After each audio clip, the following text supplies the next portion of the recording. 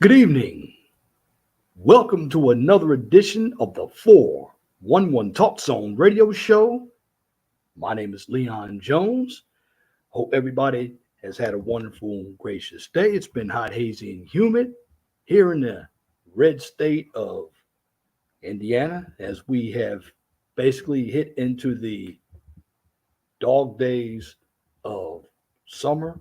And just want everybody to stay hydrated. And if you have allergies like me, try to do everything you can to make sure you take care of that because they can be awfully annoying.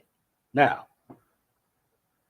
let's get to the subject matter in hand. First, I want you all to keep the likes up.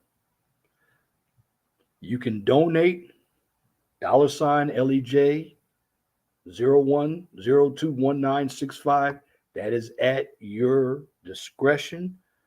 But I want you all to engage with the content. And the way I do it is you come in, you comment, I will read your comment over the live stream.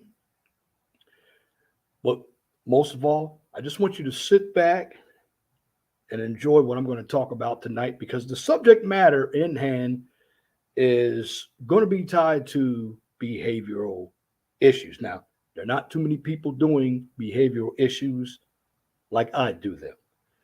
And what I'm going to talk about tonight are some terms that are pretty familiar. I'm going to get into social media, entitlement, delusion, denial, and of course, mental health topics. And along those lines, I like to have an open panel so you can discuss any topic you want. Now, here's the way I'll play it.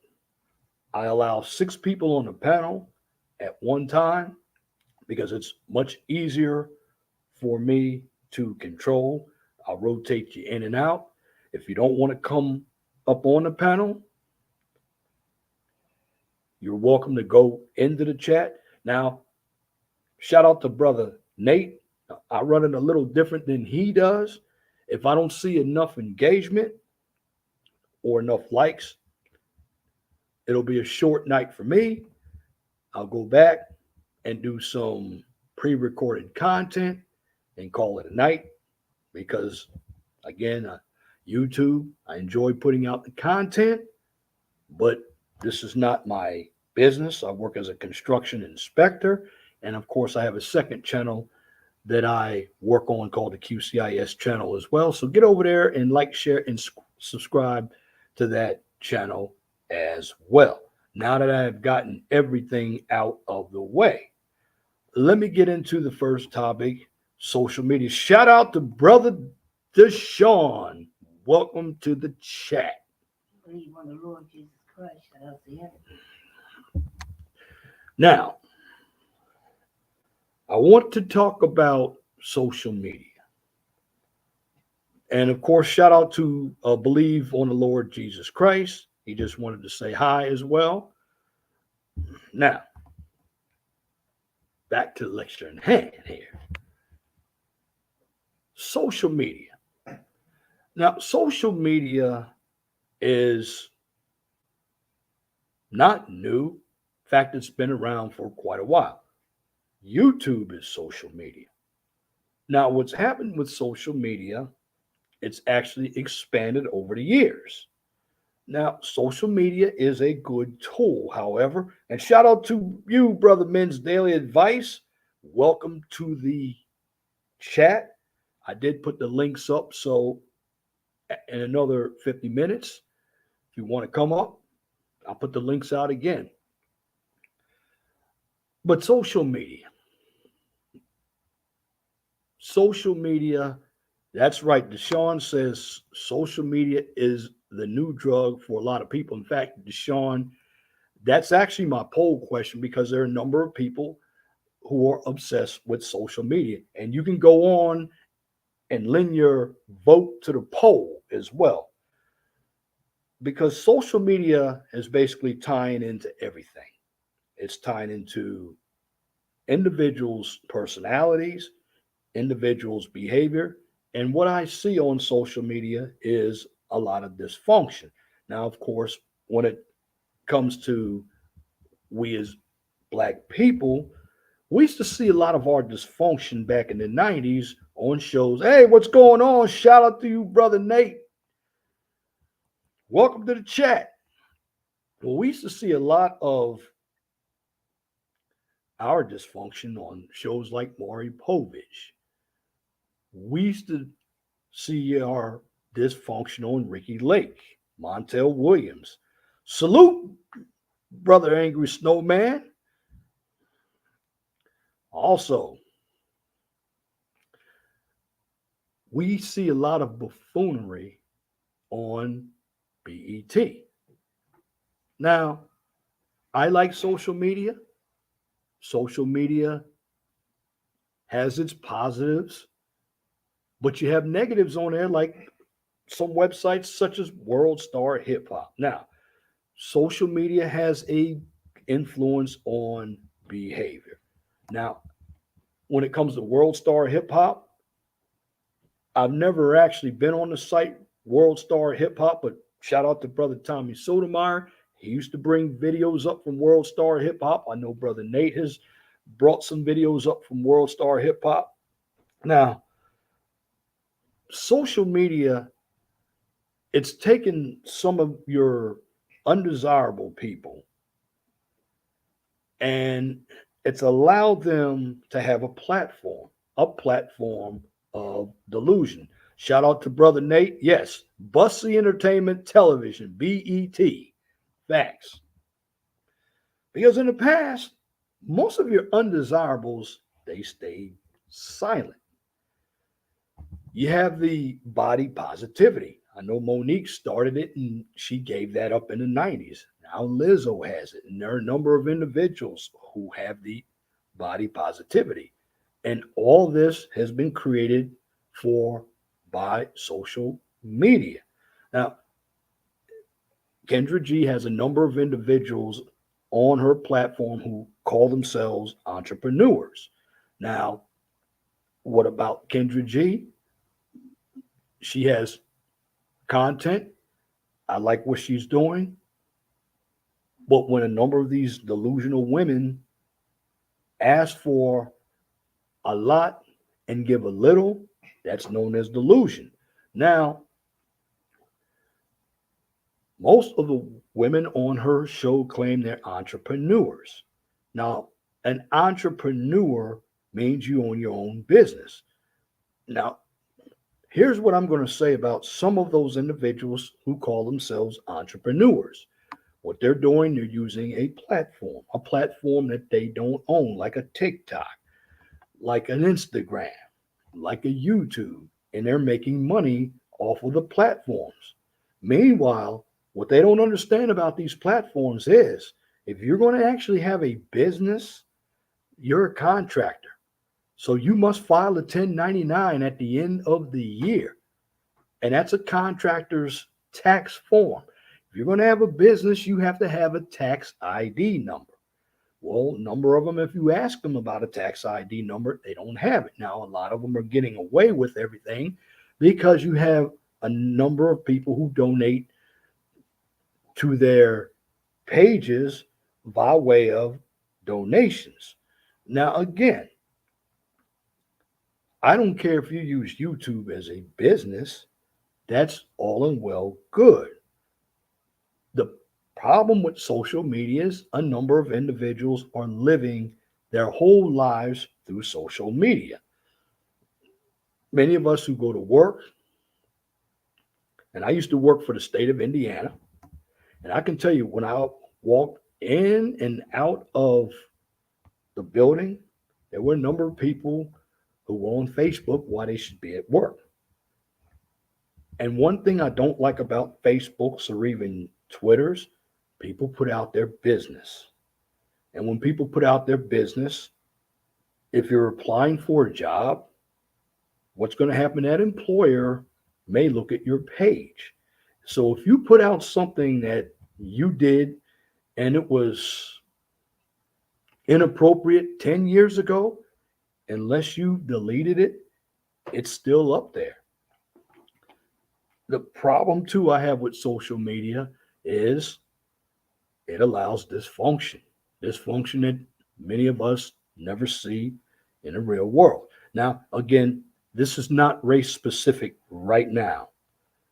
It's a number of everybody who is utilizing the platform for their own reasons. Now, again, social media has taken over the marketplace, and it's been happening for the last, I'm going to go back to 2010. Now, the first one that I knew about didn't last too long, but it's still around. That's MySpace. I believe Justin Timberlake was a singer. He owns part of MySpace, but nobody goes to MySpace. Now, Meta, which is another form for, or another word, or another company name for Facebook. I don't even know why Mark Zuckerberg changed the name because it's still the same website or the same page. The problem I see with Facebook is too many people putting out their business.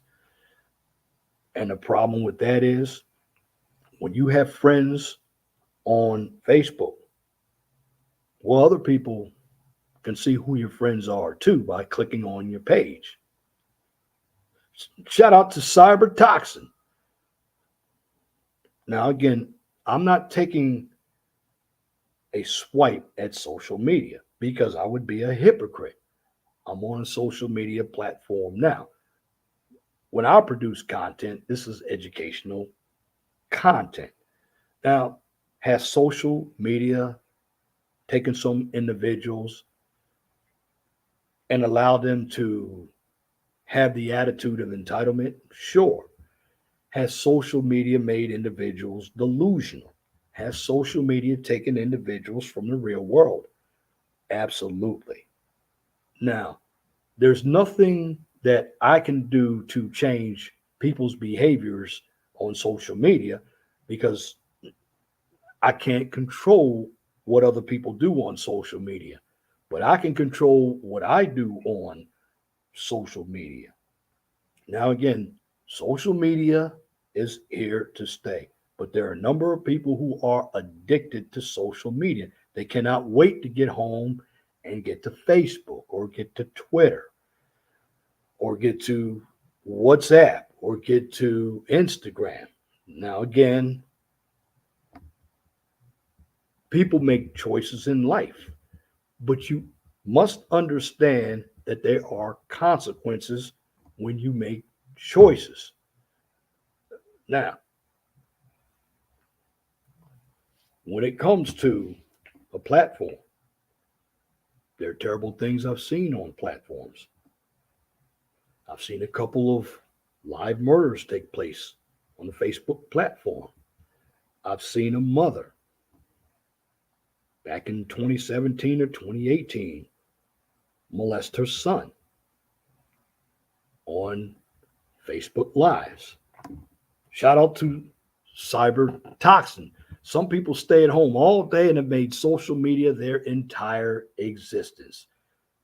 Facts. Shout out to No Country for Old Simps. Their entire I'm existence. glad he came. I'm glad he came Fact. by. In fact, Old Country for Simps there. I'm also going to mod you up, rent you up, and thank you for stopping by my channel, brother. No Country for Old Sims. Get over there and supply, or like, share, and subscribe to his channel as well.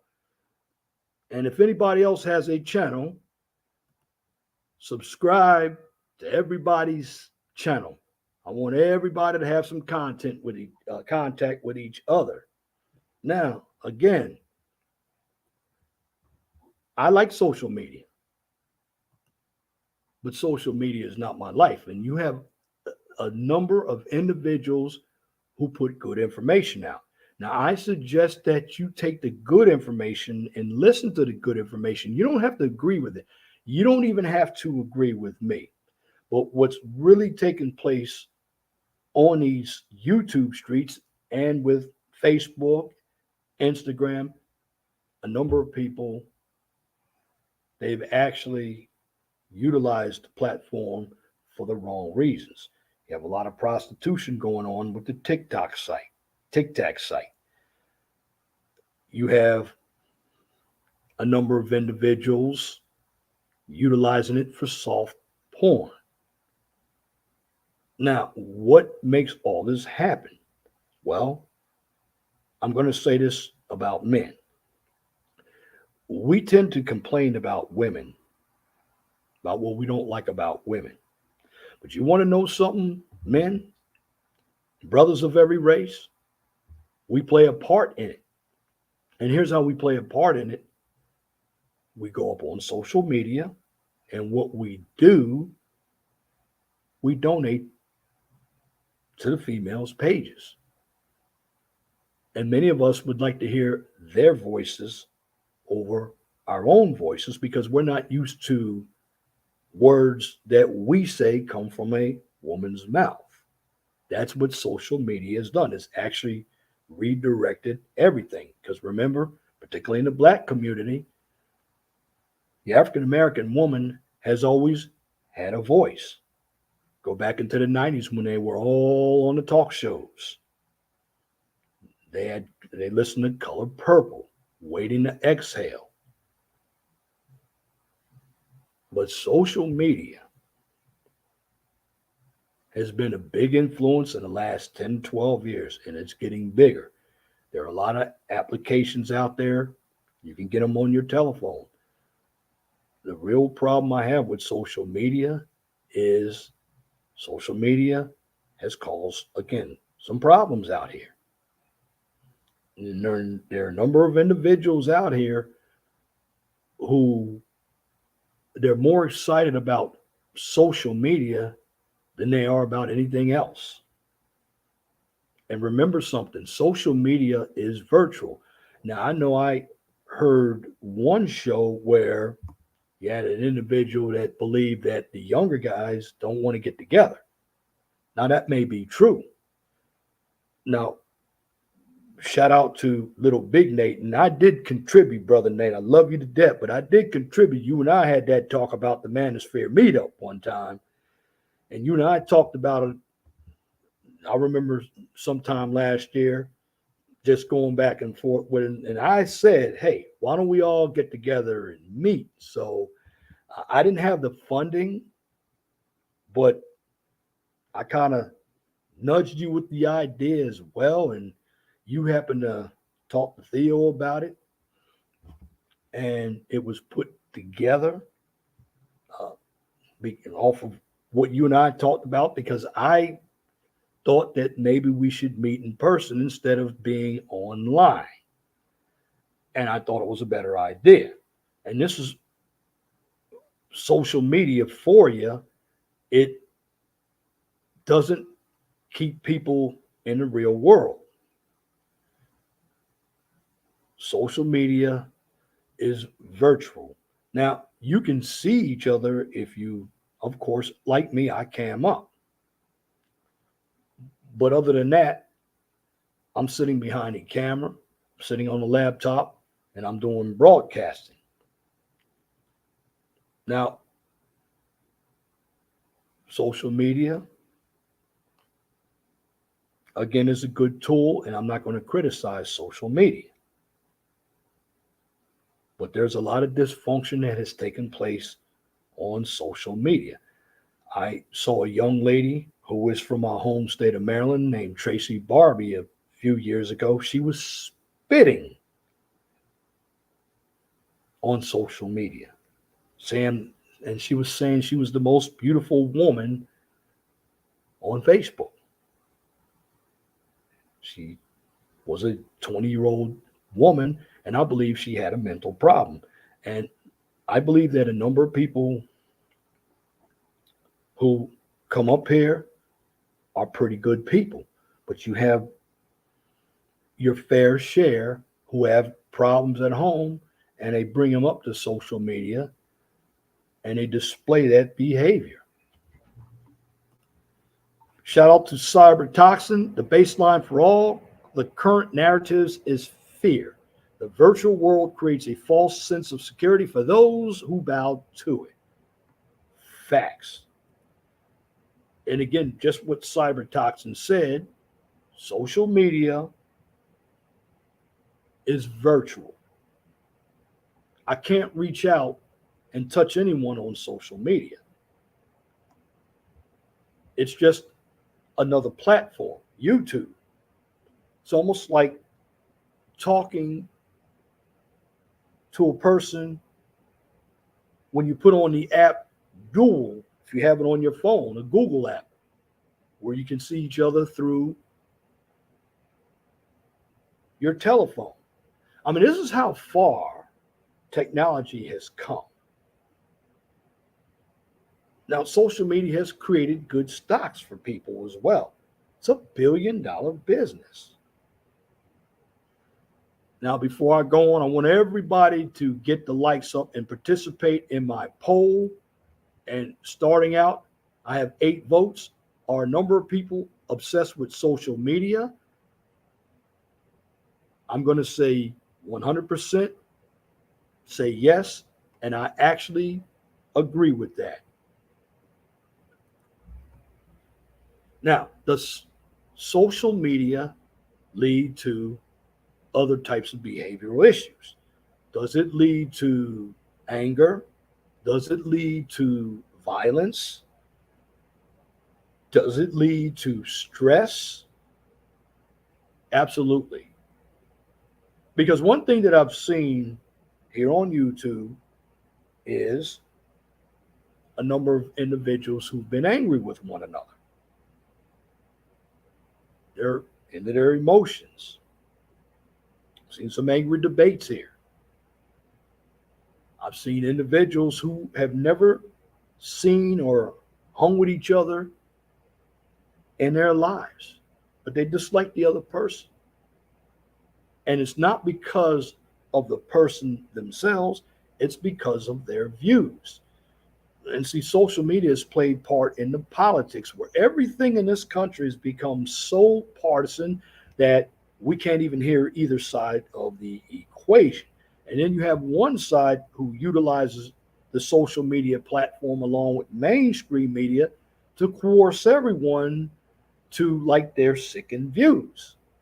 And that is known as the left in this country. Shout out to Brother Nate. He had on a few guys.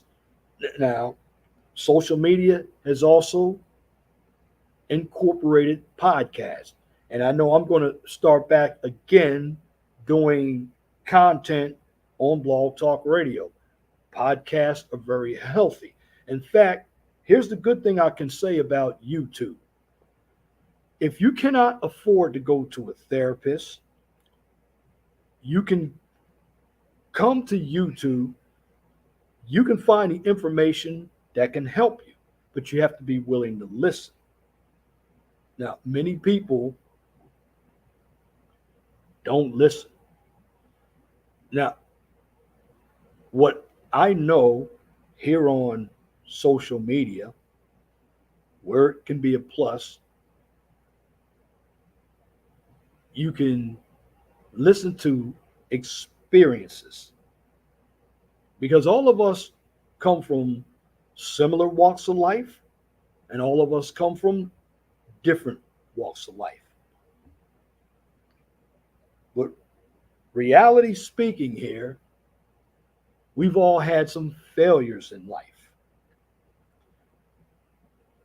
And some of us have decided to become content creators. Some of us put panels up.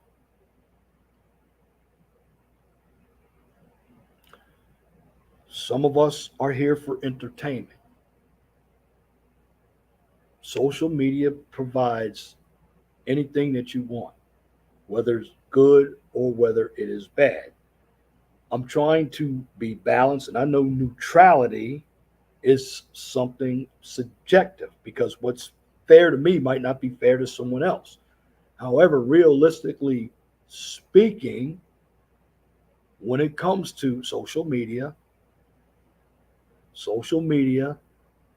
has really allowed individuals to show who they really are.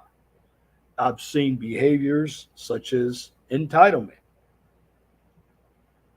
I've seen behaviors such as delusion, denial. I've seen selfishness. Now, I'm going to try not to use the word narcissistic because narcissistic is a psychological term. Okay. Now, is narcissism a mental health issue?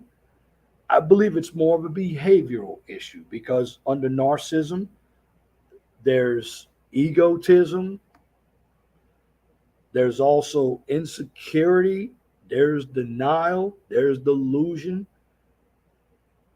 all that you see on platforms like this, YouTube. Now, the question is, what can we do about it?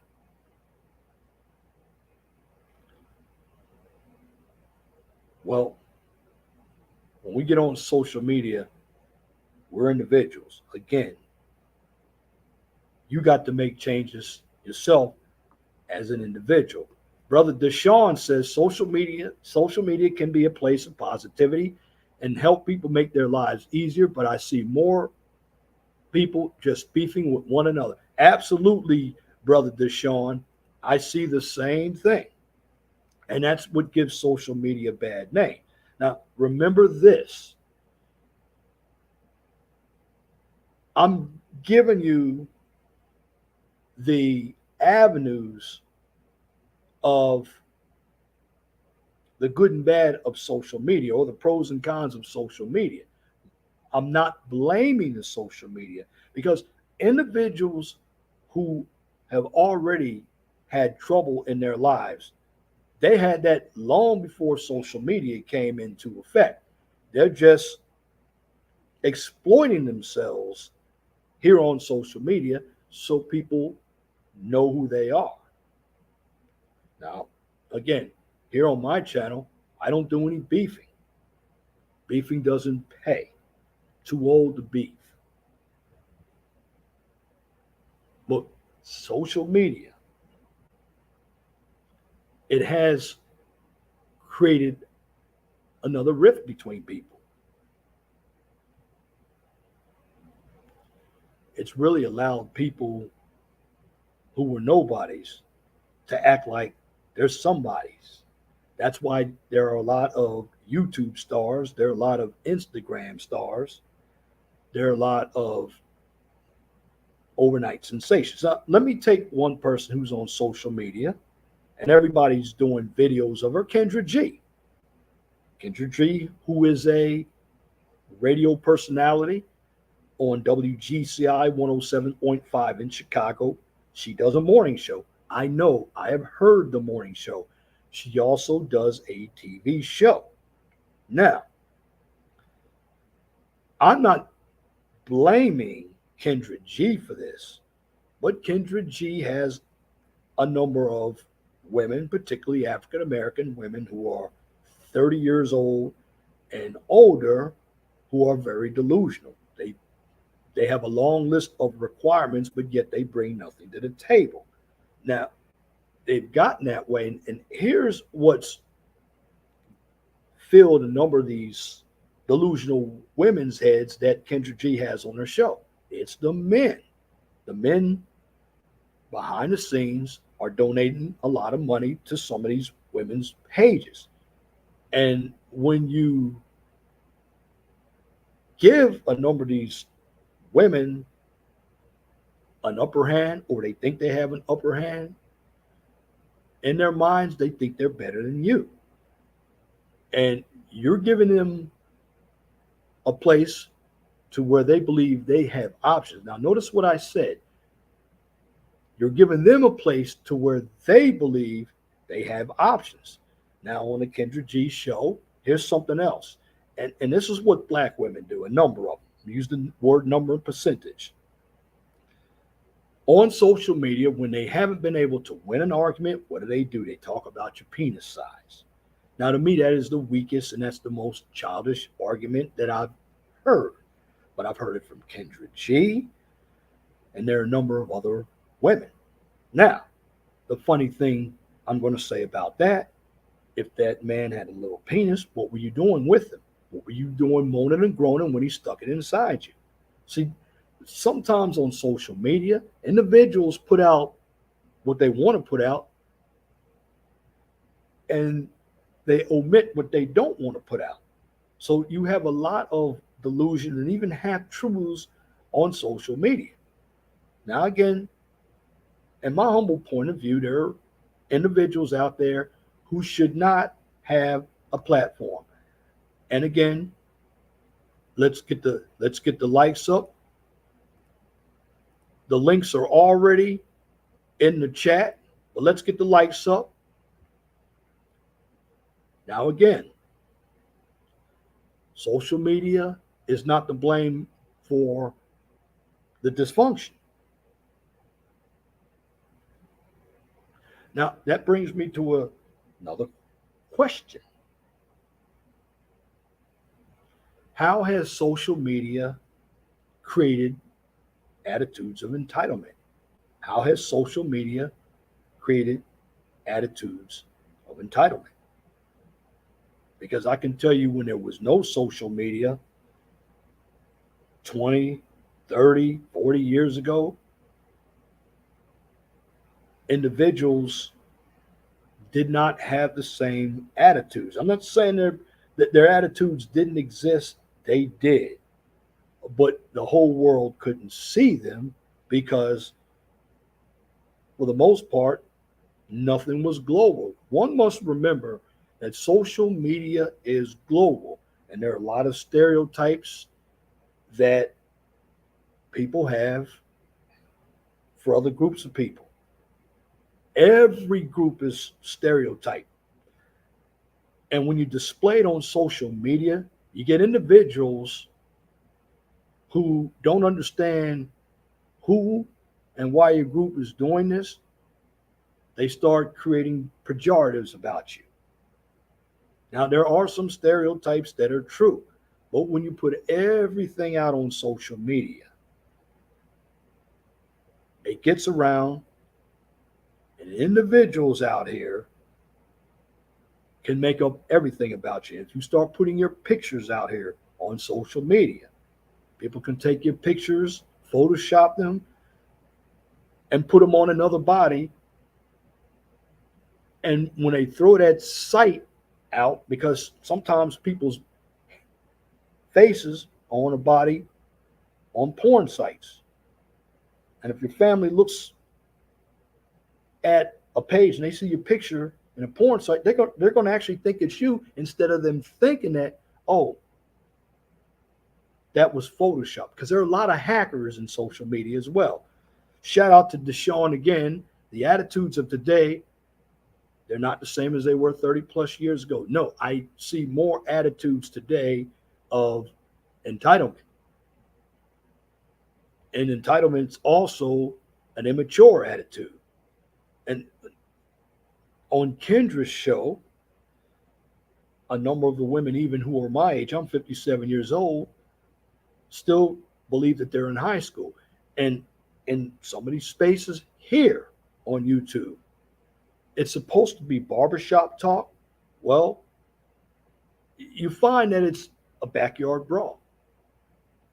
Individuals are going back to high school, and a number of them are in their 40s.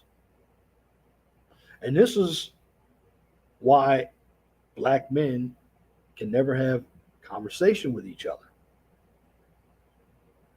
This is why we'll never build anything. This is why I don't discuss building anything.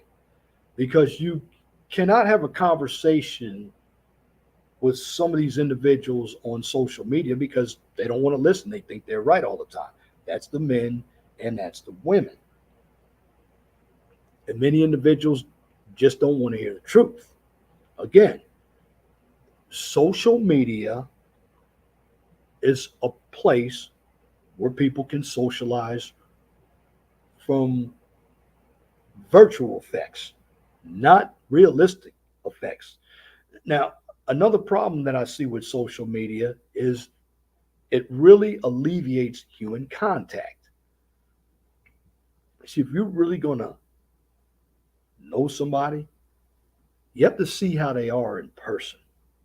See, on social media, people can use social media to hide who they really are. And I guarantee you, a number of them do. Now, there's some who have jobs out here and they can't display themselves, but there's some out here, they hide behind an avatar. They won't cam up. Why? Because they're hiding something. And see, it's easy to criticize someone when you're hiding behind that avatar, particularly somebody like me who cams up. You actually see my face. This is real here. Where you have somebody with an avatar. And I'm not saying everybody with an avatar is bad. Again, some individuals have jobs and they don't want to be disclosed, but there are other people who are on social media all day. That's all they know. Now, again, if you're using social media as a business, that's one thing. But when you're utilizing social media to display dysfunction, I believe you have a mental issue right there. You need help. And I believe the addiction to social media is just like a gambling addiction. People get into it so much that it has become part of their lives. They can't stop themselves. It's an addiction. And there's no medicine that's going to cure this social media addiction. Now, what you can do is give it a rest for a little bit. But there are people here on YouTube who did give it a rest. And what happened? They start right back up again. And the cycle happens over and over again. Now, again, dealing with social media, you have to take the good out of it as well. I believe that it is a good marketing tool. If you have a business, you can network with social media as well. There are also a number of individuals in this space, and I've seen it myself, who are in the high tech. There are individuals on Facebook who are in high tech, who are in engineering. You can utilize it to catch up with old classmates and family that otherwise you're not going to be able to call on the telephone, especially if their telephones are off. It's social media is a good tool to deliver information. Example, many of us who watch political news on the mainstream media, well, we've come to realization that mainstream media doesn't put out news, it's all opinion. Now, I'm not going to say you don't find opinion here on social media, but it's easy to find sources that are true and false. Yes, you have a lot more options on social media. In fact, more people are watching YouTube than they are watching the mainstream media. In fact, you have mainstream media like Fox News, CNBC, CNN. Guess where they have come to? They have come to YouTube because they know people are watching YouTube. But here's the difference. The mainstream channels, they have to compete against channels like me. So, here on YouTube, we have choices on whether we want to watch CNN or we want to go to, shout out to Anthony Brian Logan, or to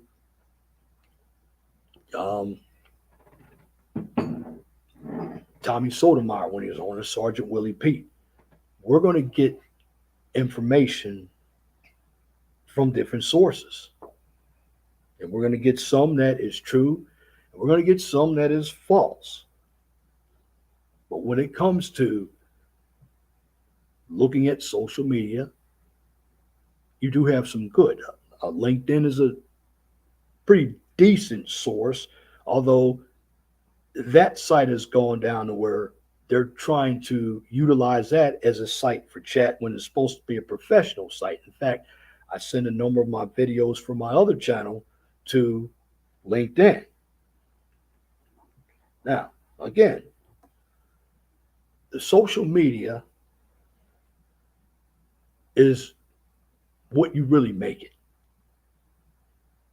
Now, I don't have to agree with the politics from Mark Zuckerberg or the owner of Twitter, because now Donald Trump has True Social out. There are a lot of places you can go for the content that you want. But you must understand that there's some content that's going to be strictly entertainment purposes. There's going to be dysfunction. But in the meantime, you want to make sure that you know what you're viewing out here. Now, again, let's get the likes up. I have actually, I don't know why my numbers are going down. I have 6 people watching. Let me go back to the poll. I've only got 10 votes. Are a number of people obsessed with social media? 100% say yes. 0 said no. Again, I don't have that much viewership. That's okay. I'm going to go on, but I'm not going to be here all night. So I want everybody to get the likes up. But I'm going to continue to talk about the topics until I get tired. I'm at the 44-minute mark. And, I'm one that can go on and I don't need to show any videos. It's coming right off the top of my head here. Now, psychologically speaking, social media has changed the behaviors of some people. It's been something that we've accepted in our lives.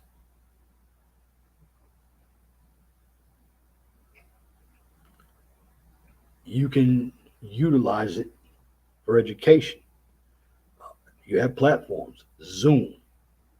I like to use Zoom because with Zoom, it's easier for me to share my screens. And with Zoom, and I know Brother Reg uses Zoom as well. I like it actually better than StreamYard. That's a platform that has a whiteboard. You can actually utilize that whiteboard and do computations. That's educational. You can show dates, you can show trends. But when it comes to any platform, there's going to be some likes and there's going to be some dislikes with the platform. But again, I do believe there are a number of individuals who are obsessed with social media. Now, again, I will drop the link if anybody wants to come up. If you don't, I'll call it a day, an hour or 2 hours early. That's fine with me. Now, moving on to entitlement. Now, I did a video last week on entitlement. Now, entitlement is not a mental health issue, it's a behavioral issue. I want everybody to understand that. And there are a number of individuals who believe that they're entitled. And they believe that way because they've been spoiled through life. They've been told that they're beautiful. And the thing about entitled people is they will get offended very easily when you use the word no, like a child. When a child is used to getting their way all the time. Well, what happens is that child is going to believe that they can get away with everything when they get out in the real world. Now, for me, I believe this. When it comes to someone entitled, you don't argue with them. You look at their actions. You have to understand that people who have entitlement issues don't really see the real world. They see the world they want to see. In other words, they don't want to look at the mirror at themselves. Because if they do look at themselves, they're going to reveal an ugly sight. This is why they cover it up with defense mechanisms, shaming tactics. This is why they cover it up with denial and delusion. You see, one thing I can tell you about entitlement, it leads to an array of behavioral issues. And going back, there is a woman, and everybody's been talking about her from Cleveland, Ohio. It is a mental health professional. Now she said some bad things about black men, and she got herself fired from her job. Now she did have a touch of misandry, and see that's what social media has brought to. It's brought a lot of misandry. You're really seeing people for who they are. A lot of people who are making comments based on their own feelings, based on their own environment. Now, again, that therapist. Now, they probably will not pull her license, but she lost her job. Now, she should have lost her job because she was taking individuals that were her clients. She says she was making them better, but really she was very condescending to them. She was putting them down. Now, I will say this, when it comes to therapy, I will never deal with a younger woman who just got out of college because she's been brainwashed. In fact, a number of women, they've been brainwashed by the social science department at school. They're professors. A number of them work in child protective services. A number of them work as social workers, and this is women. Um, Shout out to you, brother Nate. I believe you do have a debate. Hey, if it's not on, I'll still be up here, brother. Shout out to you. But there are a number of individuals who have issues when they work in the social service industry. You have a number of them working in the criminal justice, and they're women. And a number of women working in those industries have a feminist mindset, and they have an attitude that is very misandrous. You don't see the word misandry around, you see the word misogynist around, but misandry is basically the hatred of men. Now, I will say this, the individuals, ladies, that you hate, they're the ones I guarantee that design that car you're driving. They're the ones that built that house you're living in. They're the ones who are actually paying you, unless you're working for a woman, and a number of you ladies don't even work for other women. Shout out to Brother Nate. I'm waiting for black female therapists to come out and speak on this. If they don't, it really says a lot about the black female therapist. Brother Nate, you got a good point there. That is absolutely right. But Brother Nate, I'm going to tell you this. There are going to be a number of black female therapists that might not speak about this. Why? Because they're part of the so-called sisterhood. They've been indoctrinated by feminism. They've been indoctrinated by, you talk about real white supremacy. Well, that white supremacy that they have is misandry toward black men. Now, are there some disgusting black men out there? Brother Nate, you discussed them last night. Yes, they are.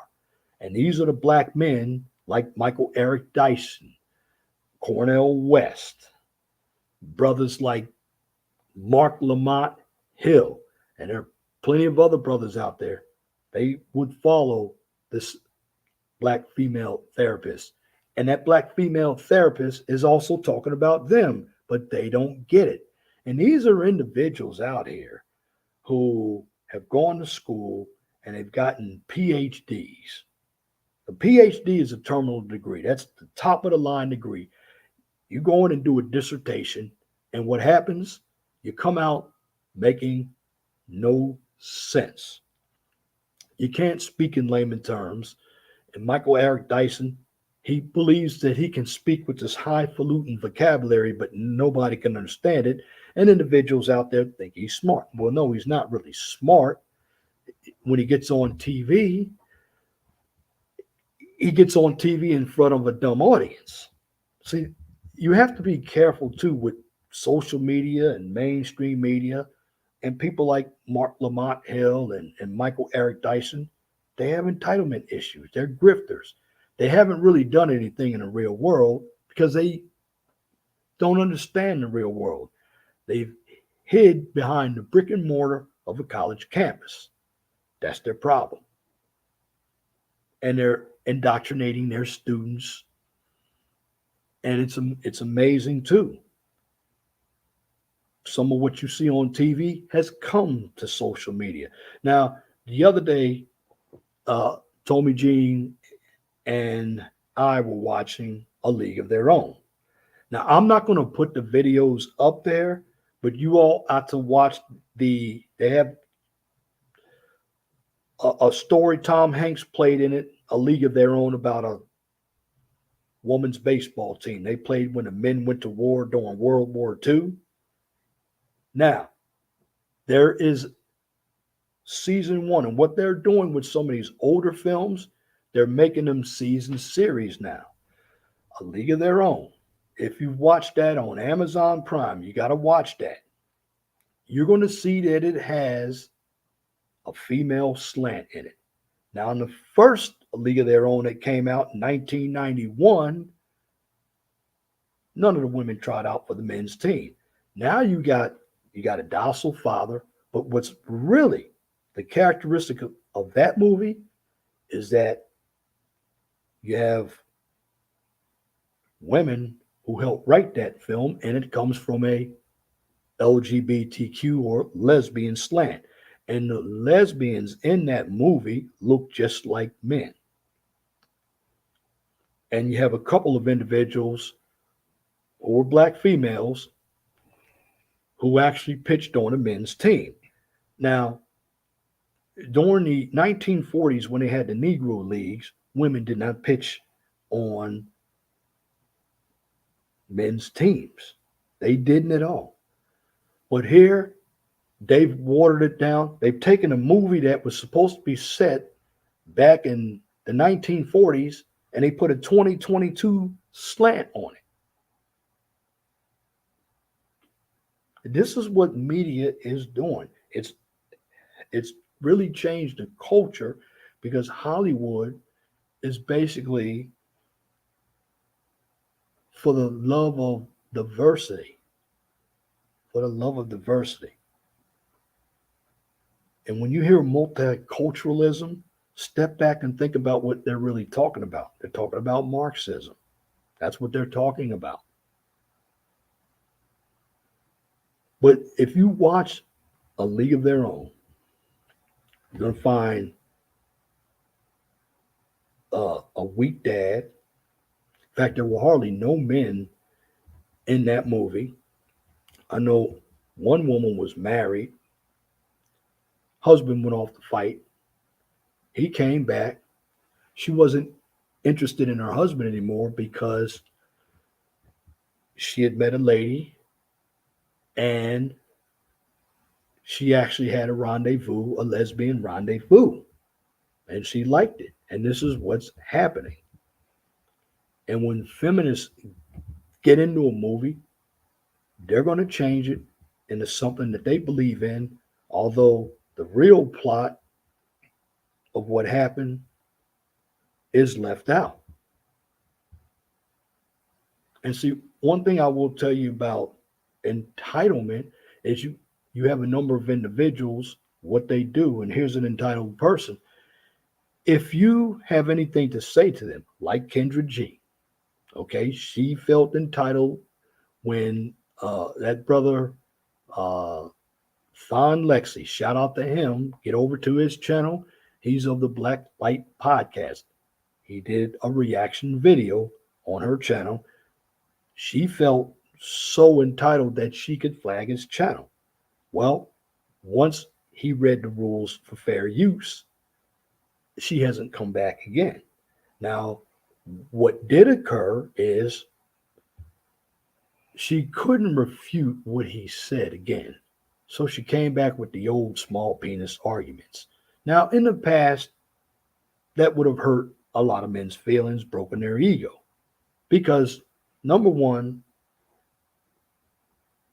they didn't know any better. Nowadays, it's not going to hurt a man's feelings. It's not going to hurt a man's feelings at all. And it's funny how a lot of you women talk about, you watch these porn movies, you think you're going to take a guy with a 15-inch cock. You'll break your insides out. Your cervix is only large enough to take 6 or 7 inches, period. But again, you watch too much social media and you listen to too much social media. And see, that entitlement also has filled people with a lot of gullibleness. And when people get gullible, they're easy to indoctrinate, manipulate. That's Machiavellianism. When somebody's Machiavellian, they are very manipulative. If you understand the 3 legs of the dark triad, one of them is Machiavellianism, the other one is psychopathy, and then you have a third one called narcopathy, which I will get in later on, not tonight, but I will do something on that video. I will do something. Now, again, I am at the hour mark. I'm going to drop the link in there. Again, for those who want to come up, let me check the poll out. 11 votes. Are a number of people obsessed with social media? 100% yes. Zeros on the no. Let's get the likes up. I got 7 viewing. Somebody must be streaming tonight. I know Teapot is streaming tonight. He may be having the debate with Brother Nate and Brother Trey. Shout out to Brother Teapot. But again, He's not up yet. well, Brother Teapot is not up yet. I believe he's up in an hour. So I'm gonna keep going. I'm at an hour right now. So something that we have to look at too. What about bad parenting? Now, this is going to be an open topic issue. I'll get to that later. But let me get back to entitlement.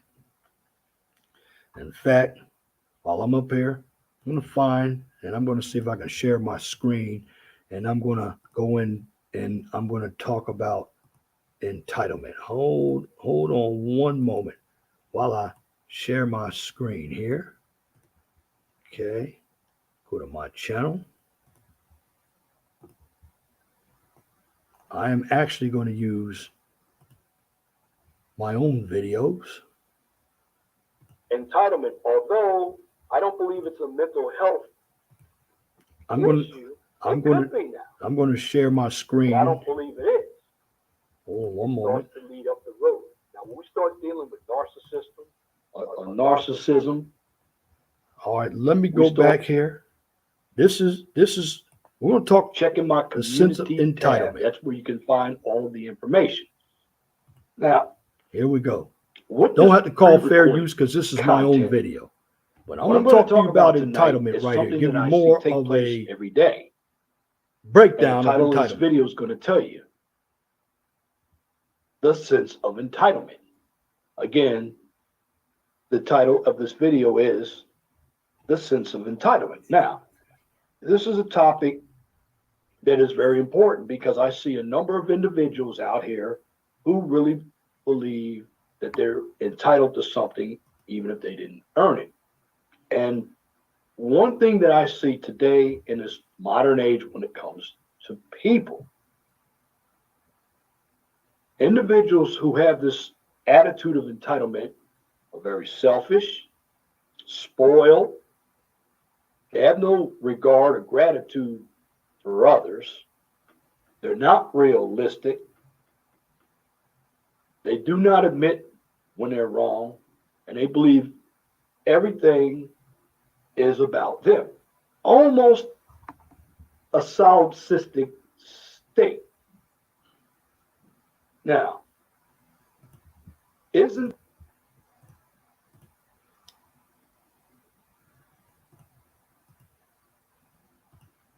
so I can't tell you if it is a mental health issue or not, but it is a behavioral issue.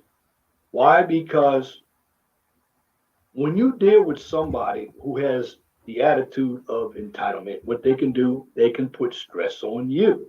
They can make your life a living hell. Now, people who have entitlement issues could be your own children.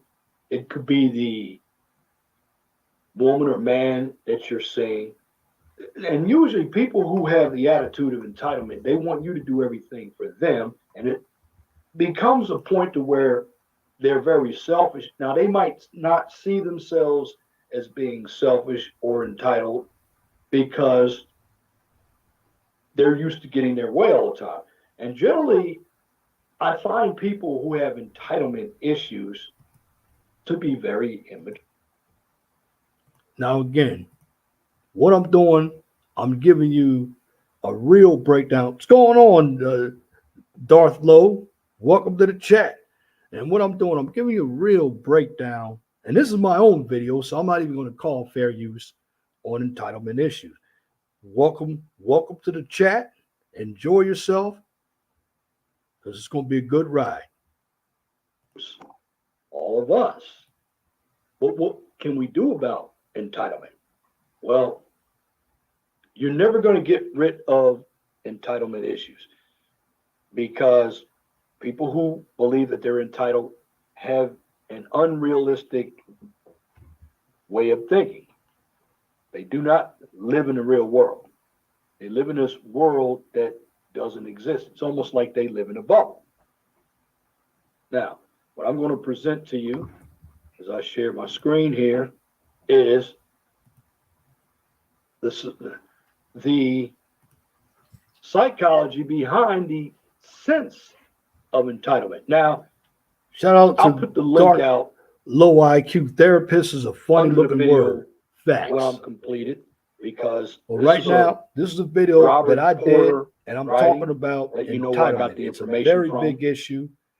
But it's very And important that the you information understand here is going to the really psychology behind show the you sense of entitlement. what entitlement Now really again, is. here's a question. Have you Continue. ever met someone who seems like the whole world revolves around them?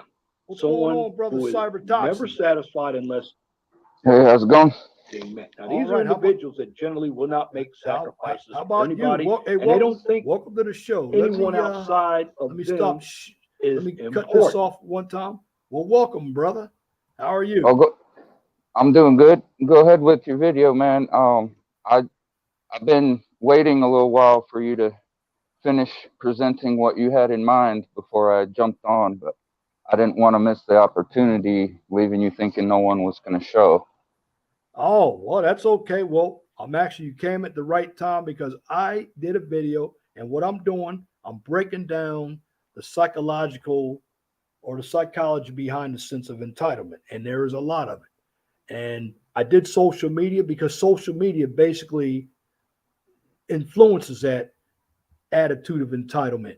So I'm going to continue on. No fair use since this is my own You video. try to deal with someone who is Right. acted this way, and if you can get through it, you'll be much more patient than I would be. But for the most part, dealing with entitled people is very frustrating. In fact, in society, this type of behavior typically attracts strong Is criticism there and echo? condemnation. Now, if this sounds like a person you know, you may be dealing with someone who has a sense of entitlement, defined as an unrealistic, unmerited, or inappropriate expectation of Hold on one favorable moment. living conditions and favorable treatment at the hands of others. Now, or at the hands of others, correction. Now, of course, there's online Hey, can therapy, you hear and that, brother can help you manage Cybertoxin? your interactions with this Yes, kind of sir. behavior. Now, Okay. before we You can hear understand echo or the anything? psychological roots On my other behind the sense device, of it sounds a entitlement, little bit like it's we in a must tunnel, but it's first not understand distorted with an exactly echo. No. what it means. Okay. So you hear the word entitlement a lot. Now, again, I'm talking about But do we entitlement. really know I'm what it breaking means? it down for you. Am I entitled? I don't believe I am. Why? Because I don't get my way all the time. And see, entitled people, there's one word that you cannot use. You can't use the word no, because then they will have an impulsive reaction, like a temper tantrum. Again, you ever tell a child no, and you see them get a temper tantrum? Well, you have a number of adults like that. So when we deal with the sense of entitlement, it's basically a personality trait that is based on a person's belief that they deserve privileges or recognition for something. Good that they evening, didn't earn. Celine. Now, in simple Welcome to the terms, chat. people experiencing this belief that the world owes them something in exchange for nothing. They actually believe that they're owed something in exchange for doing.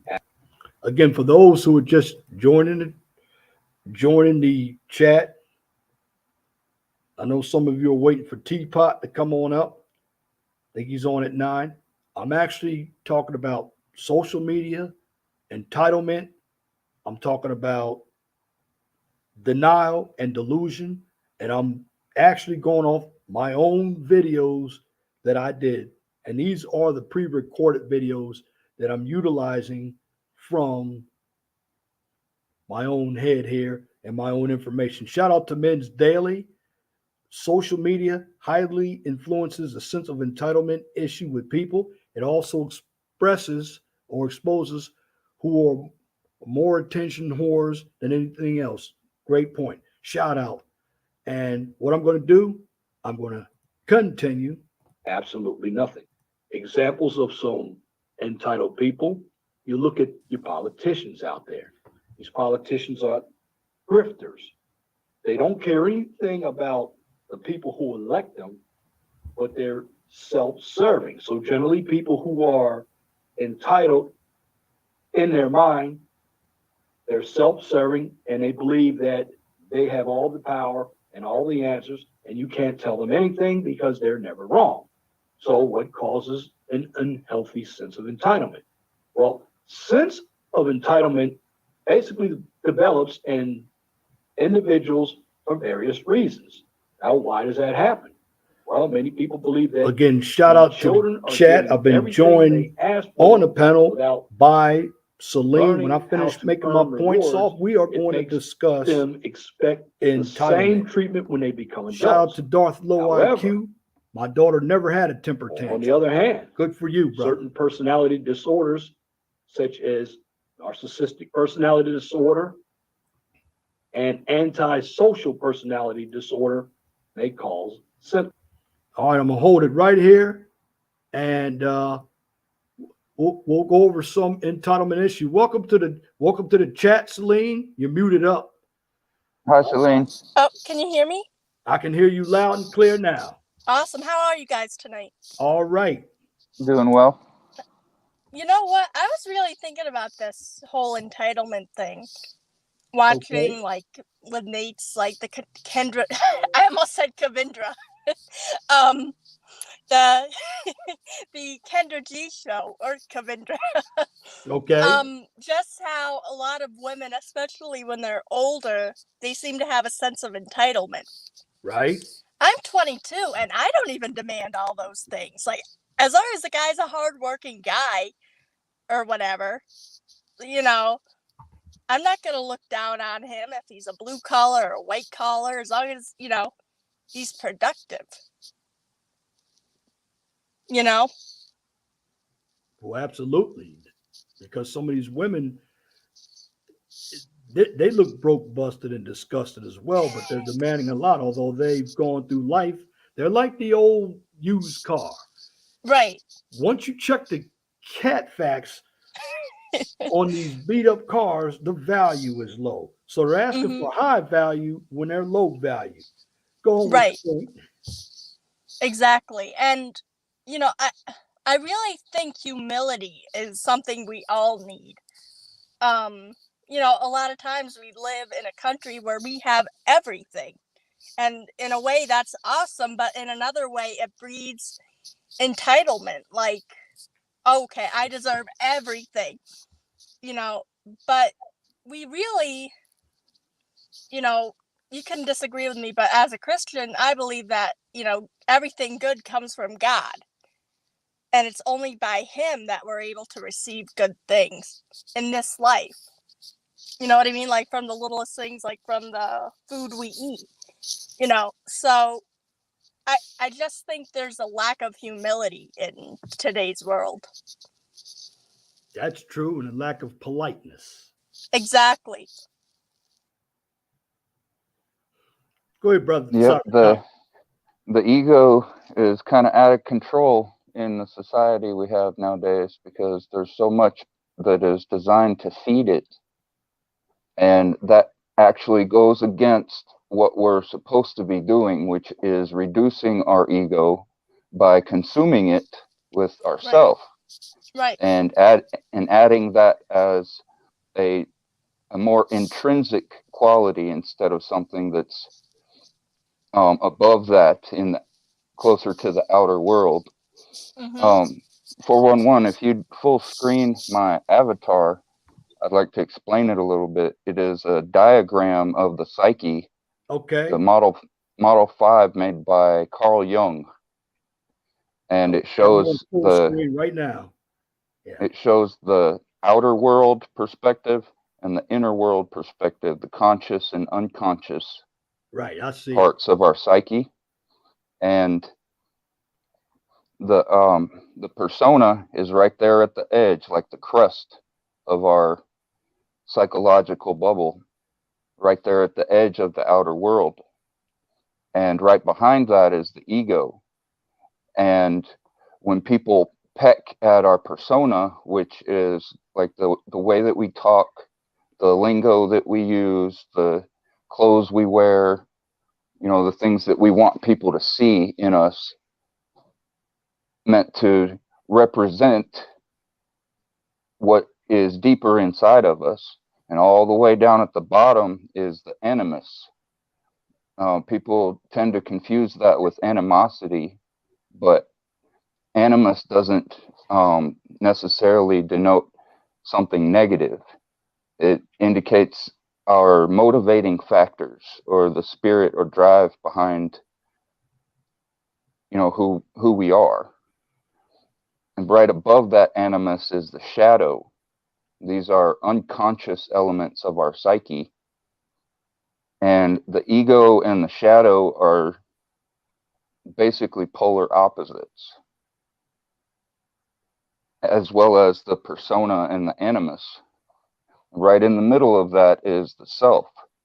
If you look at it like an egg, with the self being the yolk, if it is fertilized with something good, it will grow if it's able to absorb the things around it as a nutritive source.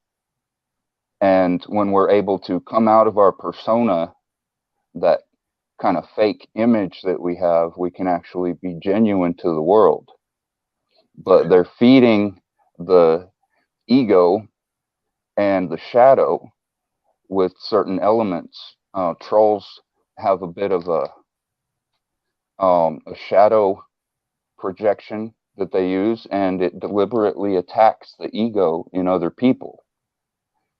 And we get defensive about that and try and put up shields and cover ourselves by, I guess, decorating our persona. Correct. And that in Mm-hmm. turn allows other people to manipulate our animus, subconscious, the motivating spirit behind what we do and how we perform in life. Do you And know we who? also, I'm sorry. go ahead. Do Go you ahead. know who Professor Sam Vaknin is? He talks a lot about the false self. with narcissism, and it really relates a lot to what you were saying about the ego and you know how the narcissist has to build up walls, you Right. know, to kind of I've heard a contain bit. himself. I've heard a bit about him. I haven't really looked at his videos. Yeah, I'll he probably do has that. um huh? I probably ought to do that Yeah, sometime he soon. has amazing. He is a professor and he has a 190 IQ. So he's very Oh, he's a genius, you know, in yeah. literally. And another guy I really like, he talks about narcissism. Um is Richard Grannon. He kind of teamed up with Sam Vaknin, and he is really, really good too. I really like the both of them a lot, especially on that topic. And they talk, you know, a lot about, you know, how social media influenced that too. Right. Well, that's It why. absolutely does. And That's one why. thing go ahead, brother. That's why I tied social media and entitlement. Now, the thing you have to understand about entitlement is not a mental health issue, it's a behavioral issue. Well, when we get into narcissism, that comes more from psychology. So, what the funny thing about narcissism and Machiavellianism and even delusion and denial, there's a way they all tie into one another, and of course, ego fits in there as well.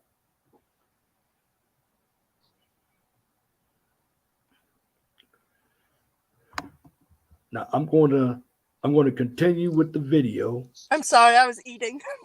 Okay, I'm going to continue with the video. No fair use. This is my own video. Again, entitlement, although I don't believe it's a mental health issue, it could be now. But I don't believe it could be. It starts to lead up the road. Now, when we start dealing with narcissism, we start getting to that one leg of the dark triad, which features psychopaths, narcopaths, and of course, Machiavellianism. Now, one thing you have to understand when it comes to individuals who have entitlement issues, you have to be able to recognize it. Now, before I go on, I'm a civil engineer by trade. I am not a psychologist. I did study some psychology. So I do know about the DSM-5, and I do have some idea of what I'm talking about. Now, when it comes to entitlement issues, how can you spot the signs? Well, in a simple form, a person who has a sense of entitlement may come across as having extreme self-confidence or a belief that everything that happens should somehow benefit them or be about them. Now, in more drastic forms, it is often a symptom of a personality disorder, such as a narcissistic personality disorder or antisocial personality disorder. Now, some of these individuals who have entitlement issues they're socially awkward. They don't know how to deal with people. They don't know how to deal with the real world because they think they're above the real world as well. When someone with a sense of entitlement doesn't get what they want, it is not uncommon for them to lash out at others in anger or frustration. This is, again, where they get the temper tantrums. Maybe their attitude changes often, especially when things do not go their way. Again, a person who when we deal with and it looks like Celine dropped off, so it's just you and I, brother Cyber Toxin. And my humble opinion when we deal with narcissism, and shout out to Men's Daily. He actually says also Gato ASS Directs channel and the Ultras channel on the topic of narcissism and psychological problems. All right, those are great channels. I haven't heard of them. Okay, well, thank you, Celine, for coming up. But brother Cyber Toxin, Yes, sir. yeah, you I saw that good example that you had in your avatar here.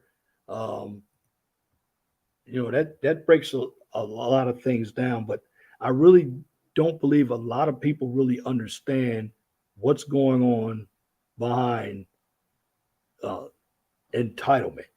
And if you look at what's going on in America, look at our politicians. They have entitlement issues. In fact, people think it gives them power. Entitlement gives them power. And this is where you also get the cancel culture from, because you have a society like a proletariat society where it's done by the ruling class and we're supposed to be the peasants. Well, living in that kind of society, it makes us seem like we are living in that kind of society where we're slaves for hourly wage, while you have the individuals at the top. They think they're entitled to everything and they think they can make all the rules that we have to keep while they don't. So entitlement also creates hypocrisy. What say you? Well, the hypocrisy is a bit of a cloud that just kind of goes around like a fog. Um, it involves cognitive dissonance and the denial there that's in your title. The If you break that word down, hypo meaning lacking in great degree, like hypothermia. The temperature is lacking in great degree, whereas hyperthermia is too much. So the criticism lacking in great degree is not always necessarily that they don't criticize themselves, but they'll look at an issue and criticize a certain angle of it without criticizing the whole thing in full spectrum. They'll not look at some certain behavior as a problem for failure to recognize the end of it. For example, twerking. People try and excuse that by saying it's a cultural dance. It's not. It is a ritualistic dance in some cultures. It's a ritualistic mating dance, right? And that kind of thing being promoted to children and young teens causes a hypersexualization, leading to illegitimate pregnancies. Right. Which if there is criticism about people getting pregnant when they're unable to either bring the baby to term or any kind of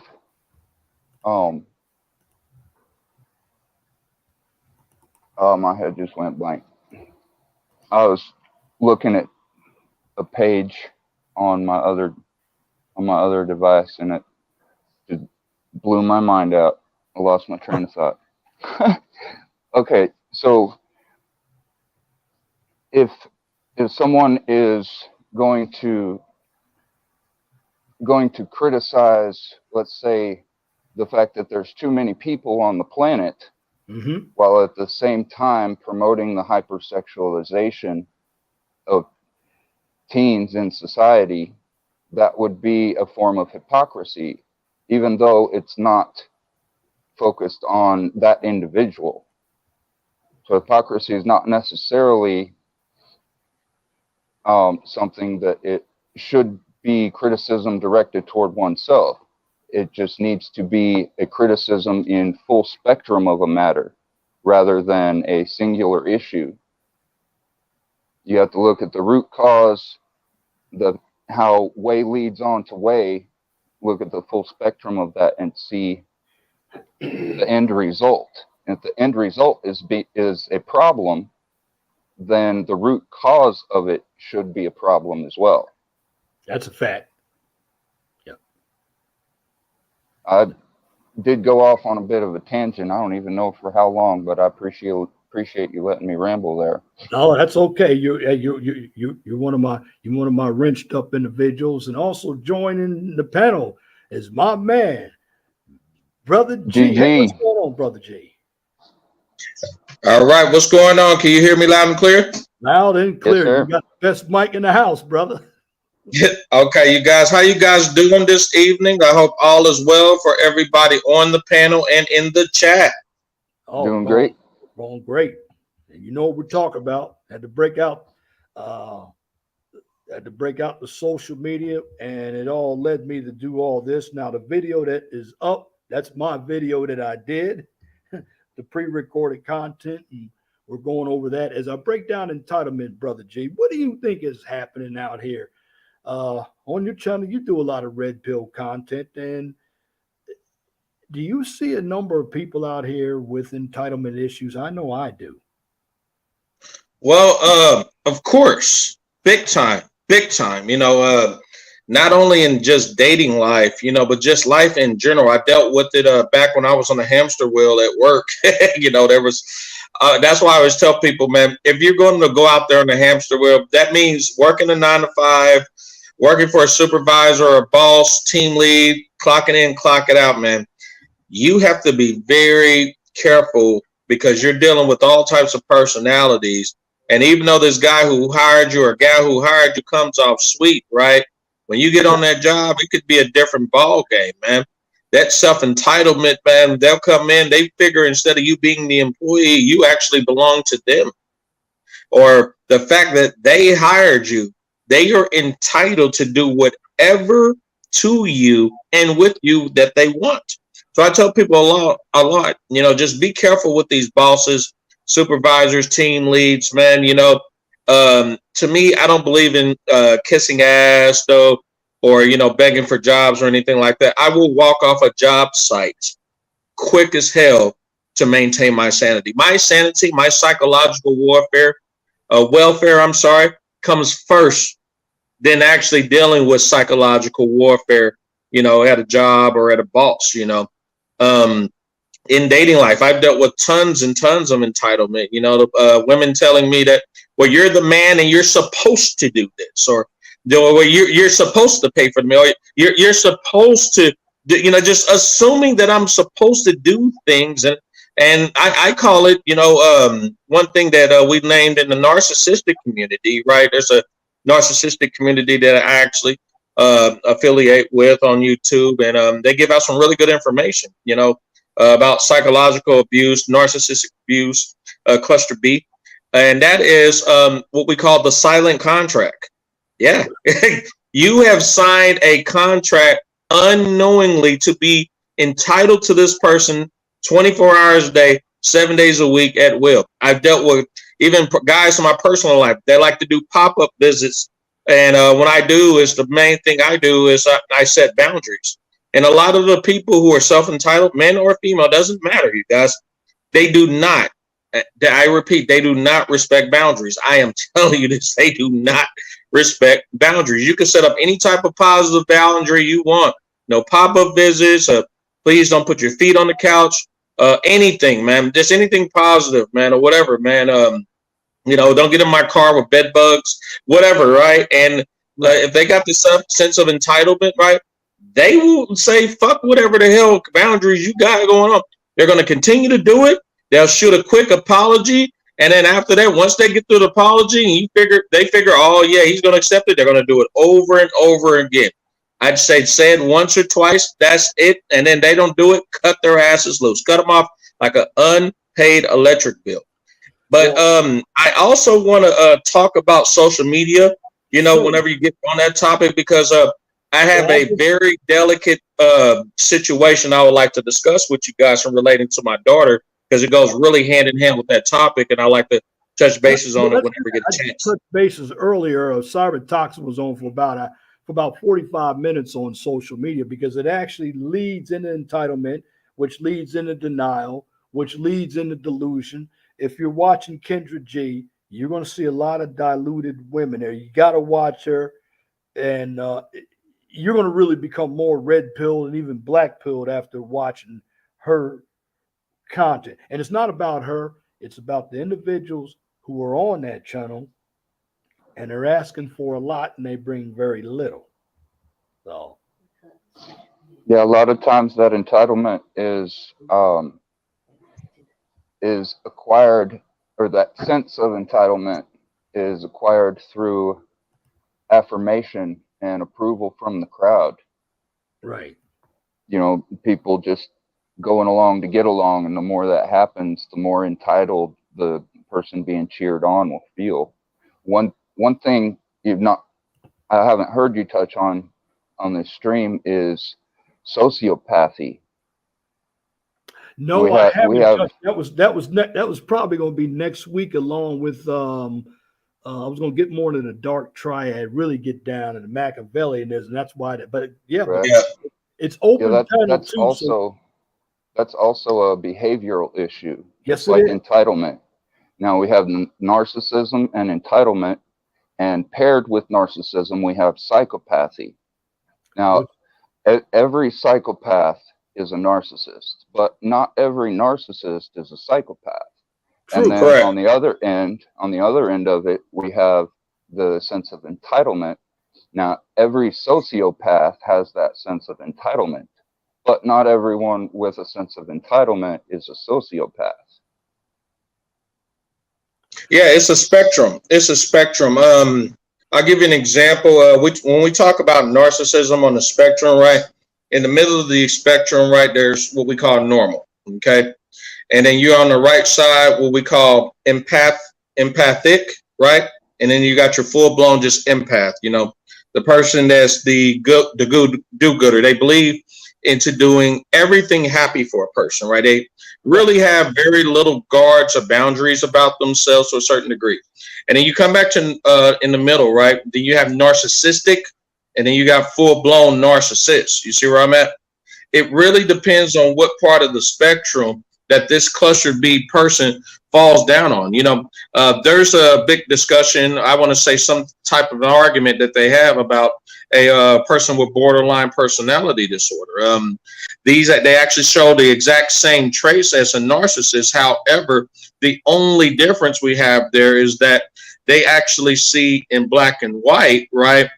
And they actually see that if you're right, you're right. You're wrong is wrong. And even if you're wrong about one thing, you're wrong for the rest of your damn life to them. If you're right about one thing, you are God, and that's it for the rest of their life, right?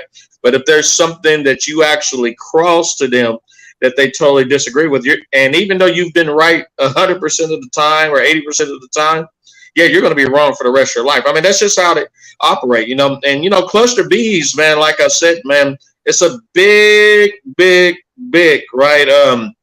It's a big study, man, full of a lot of psychological issues and everything. You know, I think it was called the DMC 500 or something like that. You know, and it was you're talking about it's known as the DSM-5. It's a diagnostic. Yes, DSM-5. Yeah, thank you for correcting. Statistical Manual, 5th edition, that came out in 2013. It has a list of your mental disorders. Now, you guys are hitting on something, because I've heard narcissism, psychopath. Well, those are also two legs of the dark triad, because with narcissism or narcopathy and psychopathy, well, in order to be a good egotist, and also that's true, Nate. They did remove homosexuality in the 1970s from the DSM. That was wow. So at one point it was at the DSM, right? Right. That was the older DSM. Now the DSM-5 doesn't have it in there. Yes, it was a mental disorder, and you know what? We're going to be touching on molestation and everything coming up too, because there are a number of predatory women out here. If you've seen the movie Antoine Fisher, you'll know exactly what I'm talking about. You know, that was a really good movie. That was a long time ago. That was a really good movie, you guys. You know, a long time ago. It really was. Denzel Washington was in there too. Absolutely. And I want you all to check out a movie. Tom Hanks, I just told Cyber Toxin about it. It's called A League of Their Own. Now, Tom Hanks played in the first one. Madonna and Rosie O'Donnell started in it. You watch this one on Amazon Prime. They have put a lesbian slant in there where you got women playing on the guys' team. They remade it. You know what I'm talking about, Cyber? Oh yeah, there's no crying. And he said, "Oh yeah." He said, "Oh yeah." Cyber said, "Oh yeah."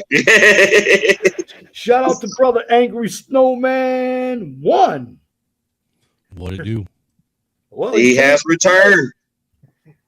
Yeah, I'm White boy is back. I'm fresh off my YouTube ban. Uh-oh. All right. I remember last time you were telling us about the clipping of the wings, as you would call it. Clipping of the wings. Yeah, when you get your wings clipped on YouTube. Oh, okay. Yeah. It happens a lot, man. It happens to me regularly. Hell, this last ban I got it for something that I didn't even do. Believe it or not. And usually you can ask Brother Leon or Cyberman. I'll own any of the strikes I get, because generally whenever they strike me, I did it. This time they said I didn't do. This time they said I did something I didn't do. Man, kind of pissed me off. Well, speaking of YouTube, think the people running YouTube have entitlement issues? Let's just be honest. I do. I think they have white privilege issues, if you want my opinion. I think they have just more psychological issues, and a lot of these people haven't been properly trained. That's just me talking. I could be wronger than two left shoes, man. Fitting on the foot, man. But you could also be right, because you notice, let's just play devil's advocate. And I know me and Nate, we talk more politics. We talk about the left and the right. But I noticed individuals on the left side of the spectrum, like your LGBTQs, feminists, and some of your minority groups, when they have a problem with you, it's allowed. But when you have a problem with them and you speak it, they want to cancel you. And that's what's really happened on YouTube. Christ, and God forbid you be a white straight male in today's society on social media. You're canceled like right now. Wow. Yeah, that's true.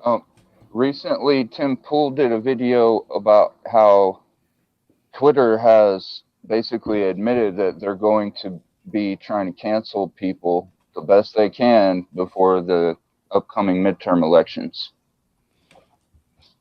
So are you saying they're trying to use like Andrew Tate as an example? That is a good example. I didn't watch that video actually from Tim Pool, but it was from about a week ago, and they were specifically talking about Twitter in the thumbnail and title, but they're all connected. We know that. So yeah, Andrew Tate is probably a good example of that. I'll tell you this much. I have noticed that since it's getting closer to midterms, you see more and more people getting struck down now on YouTube for what they're saying is misinformation or election misinformation or any kind of misinformation, which basically means if you get that, you're telling the truth. Mm-hmm. You know, it's almost, and you guys can back me up on this. The way it runs out seems like we're living in a proletariat society where you got the ruling class and you got the peasants. Just seems like that. Well, Brother Leon, we have a real serious issue when our so-called ruling class, our elected officials, are actually they don't have a war on, actual real criminals. There's no war on the pedophilia issues. There's no war on the child sex trafficking issues. There's no war on, the cartels bringing all these narcotics into the country. There's no war on all the, violence that's going on in the streets right now. Right now, there is a war on truth.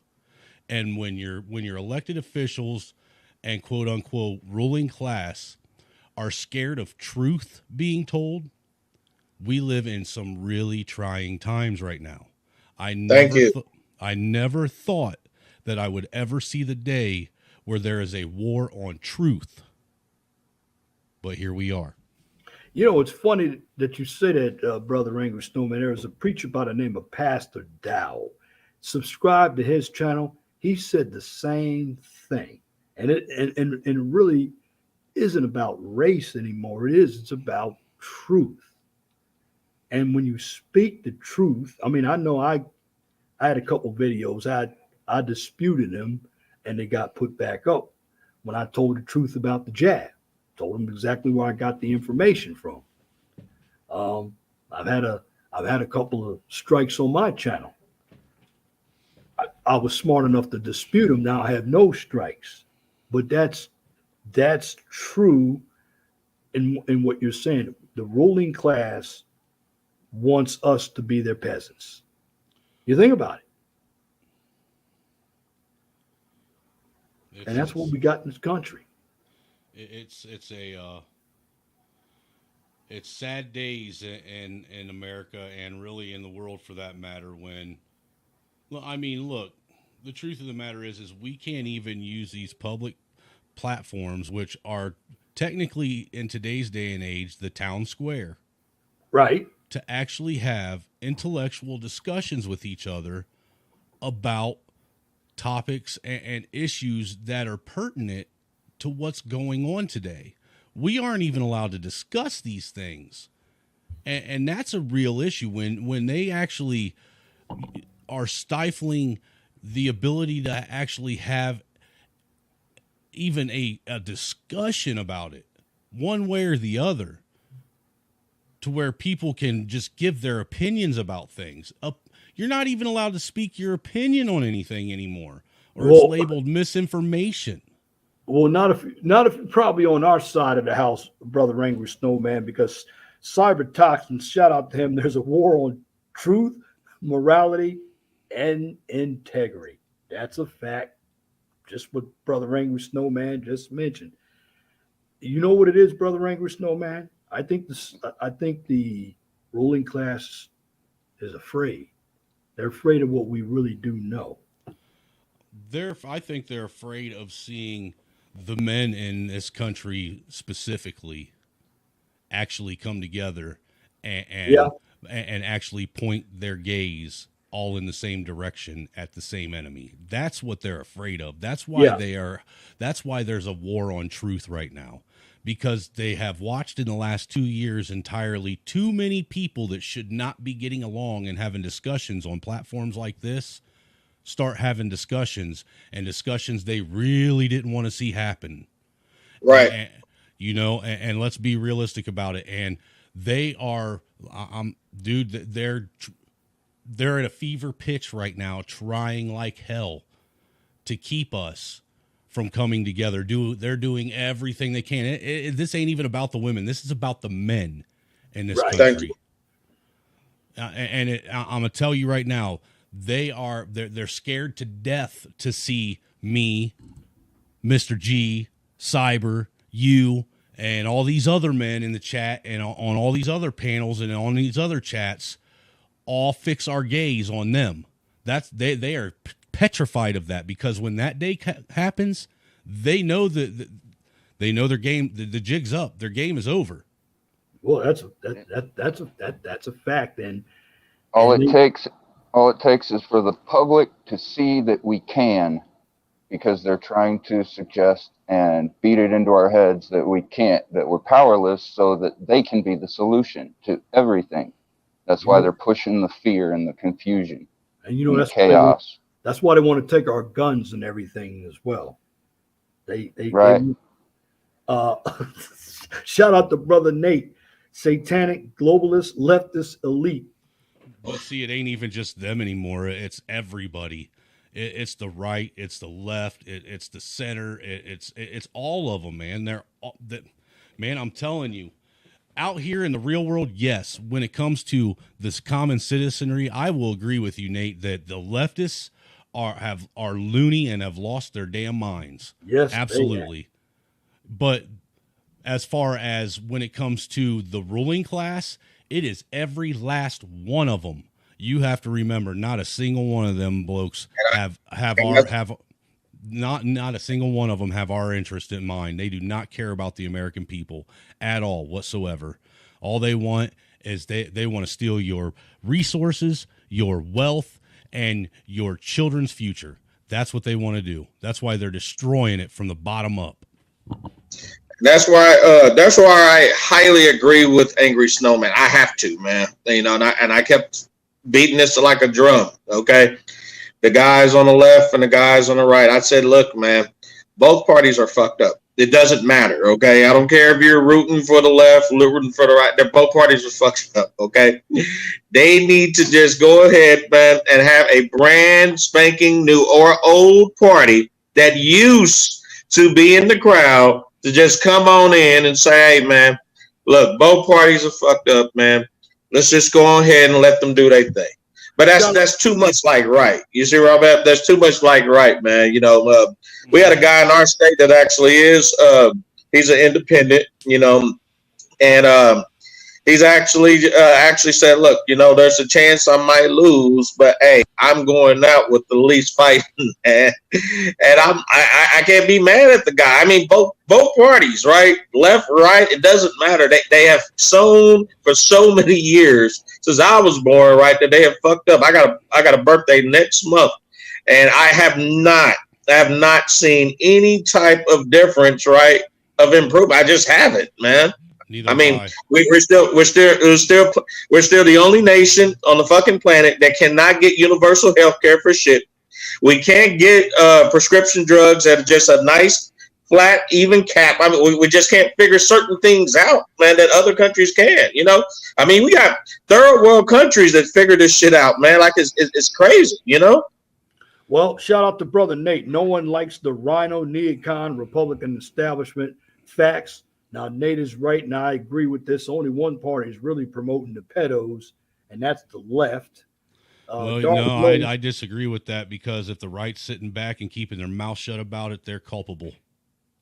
Well, that's a good point too. That's a good point. You're guilty by your inability to speak up and do anything about it. If you're look, man, we say all the time when it comes to cops, if you're not trying to fix the problem, you're part of the problem. And if you're sitting there being silent about the problem, you're just as guilty of being a part of it. Would banality of evil apply to that? They're benign. You're going to have to speak English, Cyber. They're benign to it. Right. I got you. Apathetic.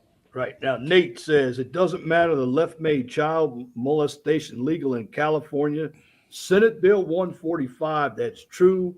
Universal health. Nate, you got to remember, it takes Republicans to help vote for these bills to pass, man. Not a single one of these states is fully run by Democrats in their what they call it, the freaking General Assembly. Not a single General Assembly, just like our government. People think that there's some super majority in the federal government. They forget that in order for there to be a super majority, they have to have in the Senate. There has to be 60 of the Democrats have to be in the Senate for a super majority, and there has to be 55% of the House has to be Democratic or Republican. So the truth of the matter is we got Republicans that are voting for all these things that we disagree with. Yeah, now in California, and I did read this with Nate, and I'm not saying you're wrong about this, Brother Angry Snowman. No Republicans voted for SB 145, and in California, it does have a powerful majority. Yes, you might have some that are voting for it. I mean, that's true, but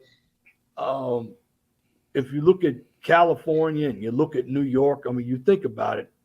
Who during let's say a presidential election, who generally wins those states in the Electoral College? It's usually Democrats. Well, that's the truth of the matter. The ones that have more seats.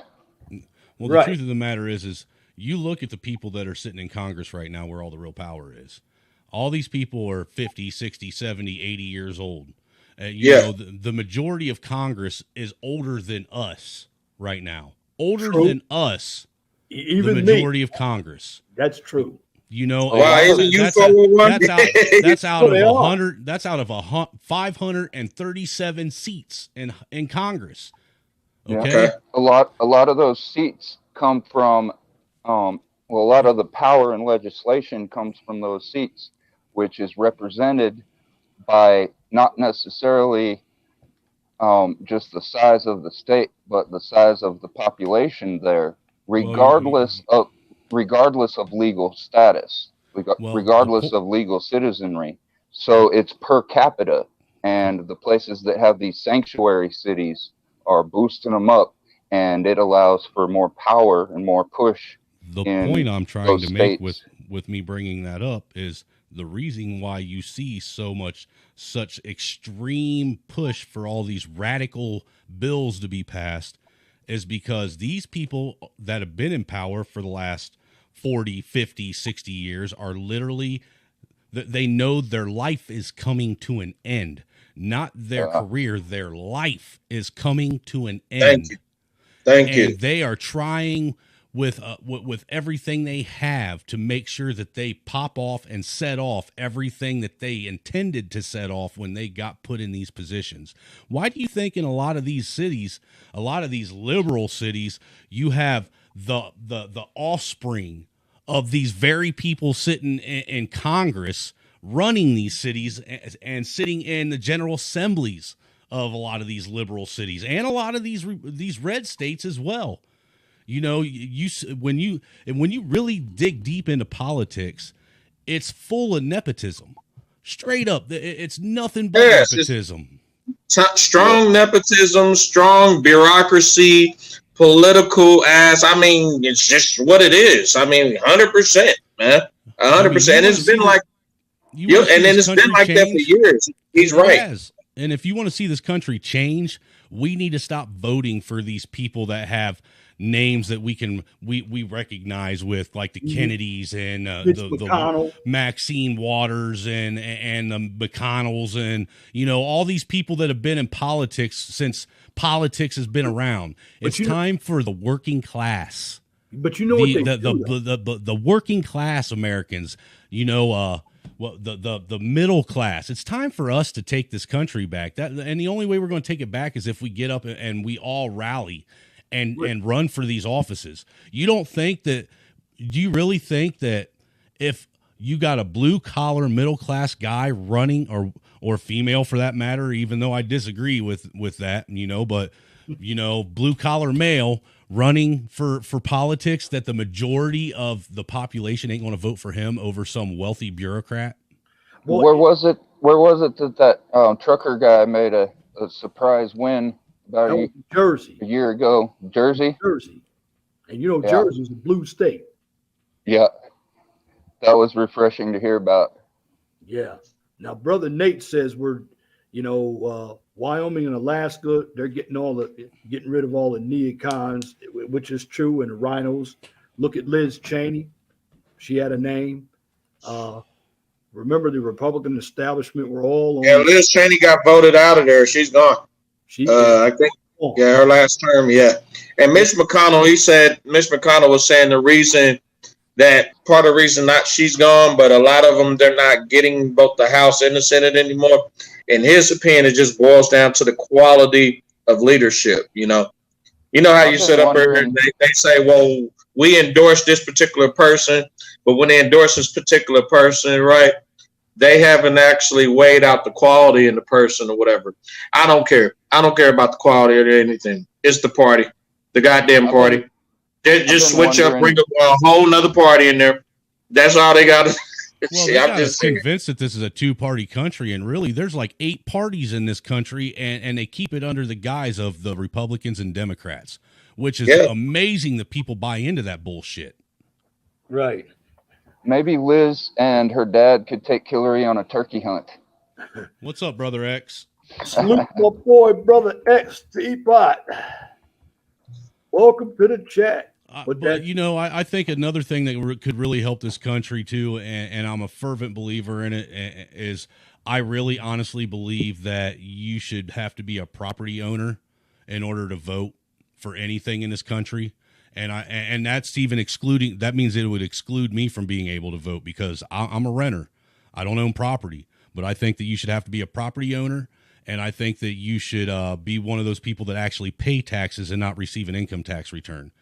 Because if you really think about it, people that pay taxes and people that own property, they think about things in a whole different level than everyone else. Well, some of the people, and I'm going to say this, I might sound a little misogynistic, but I'm going to go with it, like women.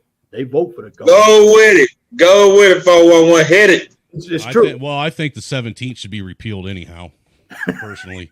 I really do. I don't think women should be allowed to vote because they vote with their emotions instead of with their brain. Hey, I was really thinking about something.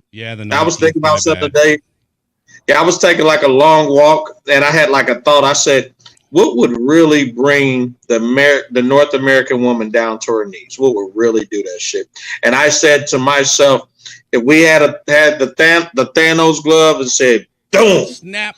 Yeah, snap, right? Take it all away. And I would say take away their jobs and just take away government benefits. That'll bring these women nearly close to their knees. Now it will increase crime rate. I will say that, but we're getting to bring them down. One thing that definitely bring them down is a lack of attention, because attention is their currency. Drama is the drug for the emotionally driven. And if you take both of those away at once, they're going to go through withdrawals and start convulsing. We've already seen it on micro scales here and there. Well, so you're saying something? Just to look at most of these panels we have, man, we can have men up here of all different backgrounds, ages, cultures, you know, having a decent, productive conversation. What happens? A dumbass bitch gets up on the panel, opens her mouth, and it all turns into a fuck show. Yes, 100%. The turds roll downhill. I mean, on Sundays, I listen to like 411. Like I'm sitting up here, I'm vacuuming in my room and around my place, whatever. I'm doing dishes, and I listen to this, man. Either 411 or just other Red Pill content. Shout out to Rebel Gets the Feet. He has a great channel too. And I listen to these guys, and let me tell you, these guys really show you the real reason why brothers don't go to church anymore, man. You can listen right here. I can go ahead and pass the hat, man, and drop my little bit of earnings in there. I get the best damn truth than any damn Sunday sermon, man, from any dang on pastor, from just listening to just regular guys like you guys on this panel, man, like for real. Yeah, like Angry Show, man, if you had this on a Sunday, man, and this was like going on regular Sunday lives, hell yeah, I participate just like I do with anybody else. Because it's absolute real stuff that they don't always talk about in the churches like they used to back in the day. They just don't. Right. Shout out to Prophet of Thought. Get over there to his channel. My brother Teapot, Brother X, and Brother Nate says open borders, welfare, single mothers, disaster. That's the women. But you know what? On this channel, and I'm going to say this, and I'm just like Brother X on this. We don't defend women on this channel. This is a man's channel. This is how it is here. You're going to get that smoke if you come here, and I'm not going to stop it. I've almost got the wife possibly convinced to do a debate with Mandy on what a real feminist is. Oh, that really? You better talk to Brother X on that, brother. You really gonna do that, man? No, dude, my wife would destroy her. For real. My wife, if she sat there and did that debate, she would base it and on what a real feminist is. By the end of the fucking debate, you would realize that Mandy's a feminist. Right. Oh, everybody in the chat, could you spam the Prophet of X's channel, the Prophet of Thoughts channel, and Nate's channel in the chat? Subscribe to their channels. These are brothers that I support. And But yeah, man, I almost got her convinced, man. She's actually seriously contemplating it. You know what, Brother Angus Snowman, I'm actually hearing that GM is a feminist. Dude, all you got to do is pay attention to what she's saying, dude. She claimed, look, she says, men need to sort out the men and women need to sort out the women, while she sits on her stream and does nothing but bitch about men. I haven't even watched her in a long time. Last time I saw her, she was last week on Teapot's channel. Well, I got evidence and proof that that whole FBI thing that she was going around spreading rumors about having the FBI at her house, that was a fucking bold-faced lie. Oh. And I got proof. Do I not, Cyber? Oh. Wow. I got video clips, dude. Can't tilt that hand too much. Can't tilt that hand too much, though. Oh, okay. Hey, wow. All I know is, look, dude, she pissed me off because she wanted to keep running her mouth about me, saying I was some white knight simping for her. First off, I don't give a shit about any of these bitches on YouTube. Straight up. I'm probably one of the few dudes on YouTube.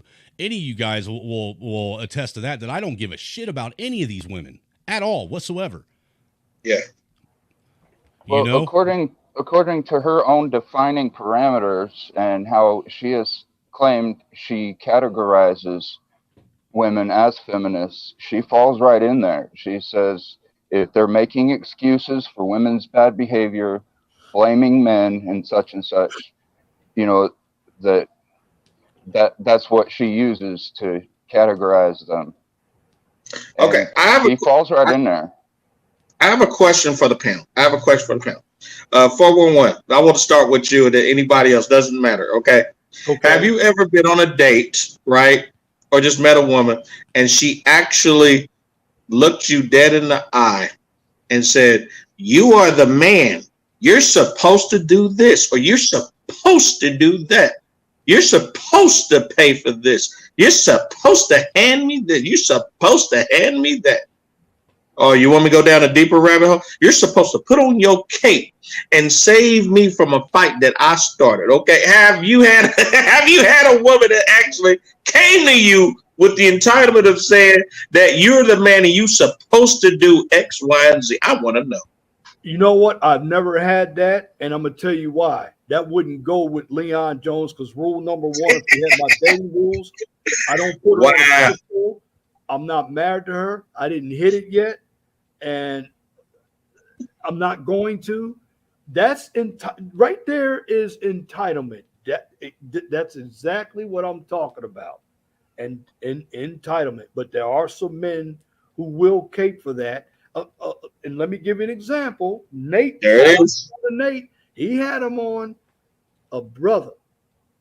This sister went and got some brothers on a baby daddy in Chicago. Not in Chicago, it was in Detroit. I tell you guys, the entitlement is for real out here. Man shot both, the baby daddy shot both of the brothers. And wow. At least one. And then another, a mom at a McDonald's got her son. Son killed a McDonald's worker over cold French fries. Yeah. That went viral. I heard about that. Oh, Nate said, dude. But to answer your question, I've dealt with that. But I'm the kind of dude that I make women. When I was single, I made women pay for their own shit. I'd ask you out. I'd ask you if you want to go out and have dinner. That didn't mean I was paying for it. Yeah. Now Nate said both of those brothers in Detroit are dead now. I know one was in critical. Oh, yeah. 5 dead black men for less than $5. Can you believe that?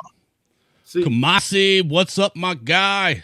Shout out to Cool Kamasi. And these are brothers who are going out. They're putting that cape on, and guess where they are? They're digging. Yes. They put that cape on, flapping in the wind. See, that's why I don't use the term simp, man. Okay, that's something, man, that the young folks then came up with, and they wearing that thing out, man. But if you writing with a pencil, you a simp. Ring the doorbell, you a simp. Putting gas in your car, you a simp. Everything is a simp, man. I'm used to the days we call them Captain Save-A-Holes or Captain Kirks or Captain Planet, Captain Kangaroo, damn it. When you put on the goddamn cape and you saving these damn hoes that would never save you from a damn flight of fire. She would rather let you burn before she ever do anything to save you, man. And that was a 100% violation if you done anything like that. Kamasi, keep it real, man. I want to ask Kamasi something real quick, man. Keep it real, bro. You've seen me around for almost a year and a half now. Have you ever seen me simp or white knight for any woman on YouTube? Ever? No cape, right? You didn't put your cape on? Dude, the only woman I cape for is my wife and my daughters.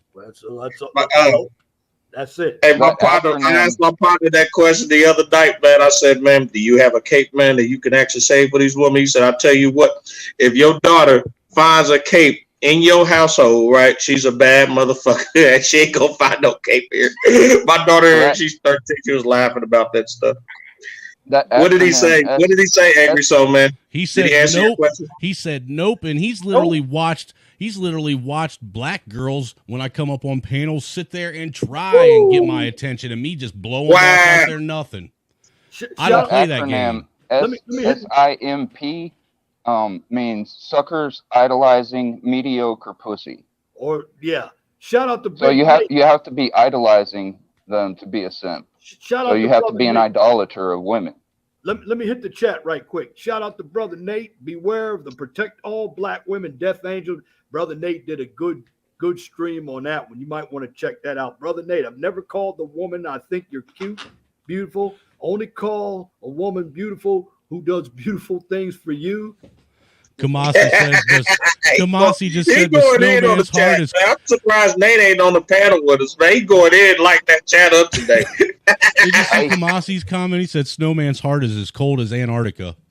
Hey, the link is up there. I got slots for 2 more people. Let me go to the poll right quick. As we were going with narcissism, are a number of people obsessed with social media? I got 19 votes, and guess what? 100% yes, 0% no. Let's get the likes up. I got 11 people watching. Let's get the likes up. Donations are upon your own volunteer. Volunteer. Hey, man, I'll be honest with you, Leon. There used to be a time when I used to be one of the most friendly, easygoing. I was a hippie stoner, dude. I smoked weed. I was a stoner. I got along with everybody. And then you know what? Some shit happened to me that caused me to literally see the world in a whole different way. You know what I'm saying? And when that happened, it caused me, some may say it made me cynical. Some may say it turned me into a fucking asshole. Some may say it turned me into a prick. But you know what? The truth of the matter is I just don't deal with people's shit no more. And the first thing I do is I pay attention and I read people on whether or not I even want to entertain the idea of even engaging them in conversation anymore. And that's next what I want to touch on. We've dealt with social media, and what about delusion and denial? Now, and that's because there are a lot of delusional. Again, if any of you all have seen Kendra G. I was just about to say, you talked about that briefly. I think it was the stream before last, or last stream or something. You brought up a topic about Kendra G. Yeah, she actually. There's no denial. There's never any denial. Never ever. You know what I'm talking about, Cyber, on that show. And a number of them are my age and angry snowman. They're asking for the world, but they can't give you the world. But they have a long list. You know, what's crazy is women think that they're the prize, yet they want a man who's good looking, who makes 6 figures, who can provide them with, $1 million house and $1 million community, give them a nice allowance and this, that, and the other. But yet they claim they're the prize. Yeah. So who's really the prize? What are they offering? Oh, come on, bro. Well, sounds to think me- you it already sounds- know that. I It think It you know sounds the to answer. me like they got It's it the man. backwards. The man is actually the prize, not the woman. Well, Not if, yeah, not, we're not the- if they're the ones out searching for things and we're the ones giving. Now I we're the watched the ones who video, I decide who forget- are the prize. We're the prize I for- choosers, and also we're the ones who decide who the prize are. There was a stream, I forget where it was, but they were interviewing women, Mhm. asking them what they bring to the table. And Yeah. quite a few times the answer was, I am the table. yeah, I So heard. you're Yes. supposed to bring your prizes and put them on the table, but they don't realize that a table goes into a house. A table is the furniture in a house. So they say they're the table. Well, what if the man wants to remodel? See ya. Well, You're trying to say she's a piece of furniture. Well, Well, you when know, if someone she's is going to asked, present herself as such, then you must. Right. She can't get mad when she gets treated as such.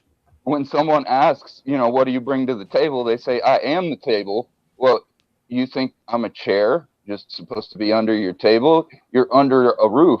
The whole house doesn't belong to you. They refer to themselves as a piece of furniture. Like Snowman said, don't get upset if you present yourself as such. That's why I don't understand these guys who actually call themselves being in the manosphere or whatever you, man, and bring these chicks on these goddamn panels and fucking just argue with them, man, and debate with. I can't do it. I don't know. I don't have the energy for this shit, man, or whatever. And soon enough, these guys, and they take this shit like very, very, very seriously, man. They're stressed. I've seen guys argue and everything. I listen. Go to the Lapeef Network channel, man. I see that stuff happen all the time. It's like a shit show. That It is fuck a show up 100% there, dude. shit show. Into the shit show. Dude, between that and the the Fight Club, dude, it ain't nothing but a bunch of. It's a fuck show. That's all it is. Yes, thank you. Ain't nothing getting accomplished. Somehow, JR's managing to make money off of literally putting everybody's dumb shit right out there on display, and most of these fools don't even realize that's what he's doing. Use soap, guys. Homemade soap is easy to make, and like Tyler Durden said, if women are the cause of our problems, I wonder if another woman is really what we need. That's why not another woman. You need a passport, some money, and some time, and get the hell out of here. Quit fighting. Quit trying to save them. Quit trying to argue with them. We're done. I just accept it for what it is. If you got a successful relationship here with one of these North American women, more the power to you. I hope you are successful. But the vast majority of them, right, are not that does not make the exception the rule. I'm just saying, man, there's too many of them, man. When you got thousands and thousands of guys saying either the same thing or similar stories or whatever it may be, getting on these panels and trying to argue with these damn women, though, who are stuck in their head, man, these fucked up thoughts, it's not worth it anymore. It's not. Dude, finding wife material in America is like trying to find a needle in a pile of needles. But you want to know something, guys? A number of brothers don't ask the right questions. Ask them some questions on what they believe when it comes to the Second Amendment. Killing. It ain't even so much that 411. It's if they have the ability to be taught, if they have the ability to learn and are able to be led. If they're willing to be led and they're willing to be taught, then you have something that's worth investing in. But if you have one of these, go ahead, independent, I got my own opinion, my own thoughts, bitches that run around in this country that think that they're going to fix the world and da-da-da-da-da. Dude, and they're masculines. And they're masculines. Yep, And you're wasting your time. You're wasting your time and your energy, man, because all you are is going to be another fucking mark on. You're just going to be another paycheck in her pocket. That way she can retire off your child support. That's all you are. I promise. Yeah. And for the love of God, stop dating women to have kids. They will not listen to us, Angry Snowman, right? For real. I mean, this shit goes back, 411 goes way back with it, man. And that shit applies to this damn day. Well, see, they won't listen. I'm going to tell you what, Mr. G, I could see, and look, I could see men given a pass if it's a lady who got divorced and she has one kid with one man. Maybe possibly entertaining the idea with that. I could see that. It's not for me, never was for me, but if that's for you and you want to take a chance, that all right, so be it. But these clowns that actually get with women that have 3 kids by 3 different baby daddies and they don't think that they're going to be the next moron on the fucking hook. Are you serious?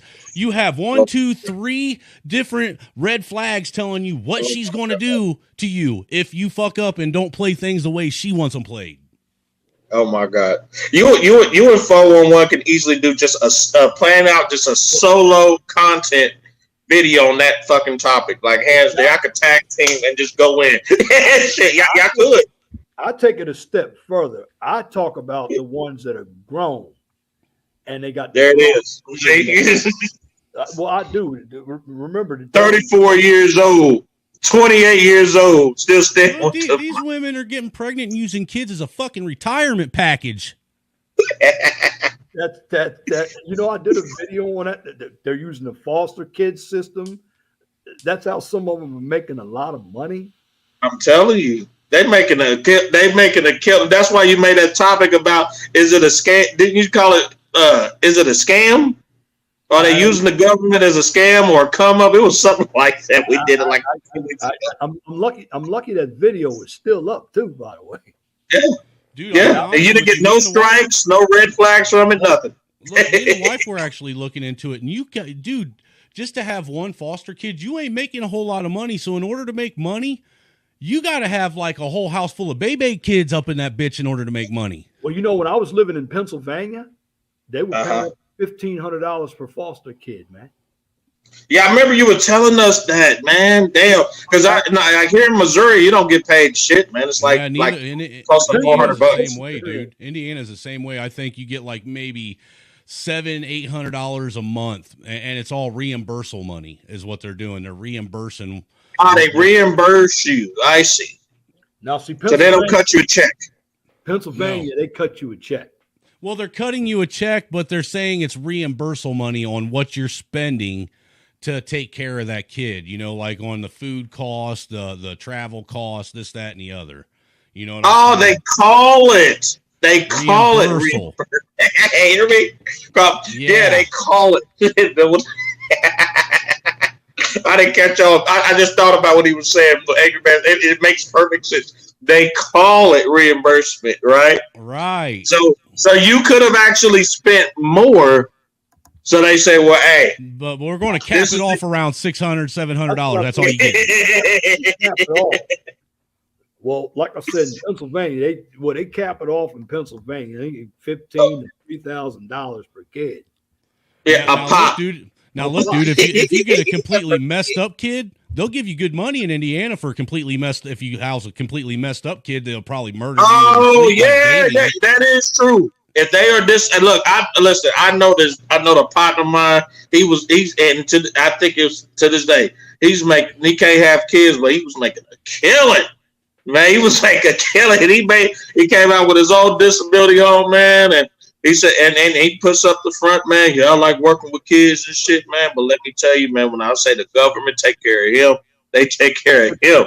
But like you said, man, per kid that has something, you got to have a physical and it's a combo disability. But do you also know that if you take care of elderly parents, you get paid too? That is true. But you don't get paid as much as what Angry Snowman's talking about. When I was helping take care of my fucking ungrateful fucking piece of shit, fucking paraplegic fucking sperm donor, I didn't get paid for that shit. You didn't get paid? Oh, you didn't? No, I didn't. Hell no, I didn't. I didn't get shit for that, dude. All I got. Did you try to apply for I got heartburn and a headache and a lot of gray hair. Did you try to apply? Yeah. Dude, no. I tried to apply his house right out the fucking front door. Now, what I tried to do. Was this in Indiana? Or was this in Ohio? No, this is in Ohio, dude. I'm gonna tell you what, dude. All kinds of stories about Ohio. Oh, man. Dude, Ohio's a fucking shithole, dude. That place could fucking burn to the ground, as far as I'm concerned. Well, like in Cincinnati, Cincinnati, or Cleveland, or Cleveland. The mistake on the lake. Cleveland is a crap hole, man. I went there to the Navy Federal Credit Union. That building, man, that's down there. I know. Yeah, I know somebody that stays in Toledo. Oh, the toilet bowl. Toledo's fucking horrible too, man. Did you call it the toilet bowl? Toledo's horrible. Cleveland's horrible. Akron's horrible. Youngstown's horrible. Fucking Dayton's horrible. Lima's horrible. Columbus is horrible. Fucking Cincinnati's horrible. They all fucking shitholes, dude. I mean, you might have some okay places like Bowling Green or no, that's even a shithole too. Bowling Green? Yeah, absolutely. What about Mansfield? Dude, really? He is naming everything. Mansfield has turned into the fucking heroin capital of fucking Ohio. He is naming everything. Damn. Well, there's some. He's naming a lot of places. Dude, the Ohio fucking sucks. Dude, you want to know what Ohio's the heart of? Ohio is the heart of depression and prison. That's it. Hey, they said soon when LeBron left there, it was a done deal. Dude, the day I was able to get the wife to leave Ohio was the happiest day of my motherfucking life. Let me tell you where I lived, and we call it the United Socialist Republic of the United States. It's Maryland. I lived in Maryland. Now, Maryland. Wow. Maryland's a small state. It's got a long panhandle. Yeah. It's got everything. It's got Baltimore there, though, man, and that's the shittiest. Yeah, I think that's where the Western District of Columbia is too. Well, do you know? Let me speaking of that. Let me tell. When I left Maryland, there was $58 million missing in the city of Baltimore. Right? I lived in Anne Arundel County, so Maryland has 23 counties. Do you know? My taxes were raised because the 23 counties had to subsidize Baltimore. Okay. And I'm like, well, wait a minute. I don't live in Baltimore. I live in Millersville, Maryland, which is in Anne Arundel County. Why do I need to subsidize Baltimore? It's because they had to recoup that $58 million and they never did it. I mean, that's a lot of ching-ching. Now, and it's just like the year before that, the United States Department of Education, there was $453 million missing. How can you be missing that kind of money? Now, we talked about some zeros at the end. Yeah. Who's mismanaging all that money? That sounds like every fucking city, town, and village. Politics, and dude, they've been rubbing elbows and shit. Dude, the town that I moved out of in Ohio, the town was dying. There was no kind of revenue coming in at all. No revenue generation stream at all, other than the police harassing people all the time and pulling them over. And you want to know what they did? They got a $2 million grant to rebuild a fucking lock on the fucking canal rather than refurbishing downtown and taking a historic fucking opera house and turning it into a theater again. That way they could actually generate revenue and have some fucking family style nightlife uptown and because shit. A lock, dude, a fucking canal lock. You may have heard of some of these other places, Brother Angry Snowman, but I had some family that lived in, you're going to laugh at me when I say this, right across the Ohio River from, I think it's Wheeling. There's a place called Bridgeport right off of 70. Yeah, I know where that is. Then there's Cambridge, Ohio, right along. You know where that is? Yep. Then you go a little further up Route 7. There's this place called Steubenville, Ohio. I've never heard of that place. That place is near Weirton, West Virginia. And then from there, you go up 7, you'll be in East Liverpool, Ohio. I had family there. That's down around Meigs County and shit, ain't it? It almost touches 3 states, West Virginia and Pennsylvania, right off of US 37 and 11.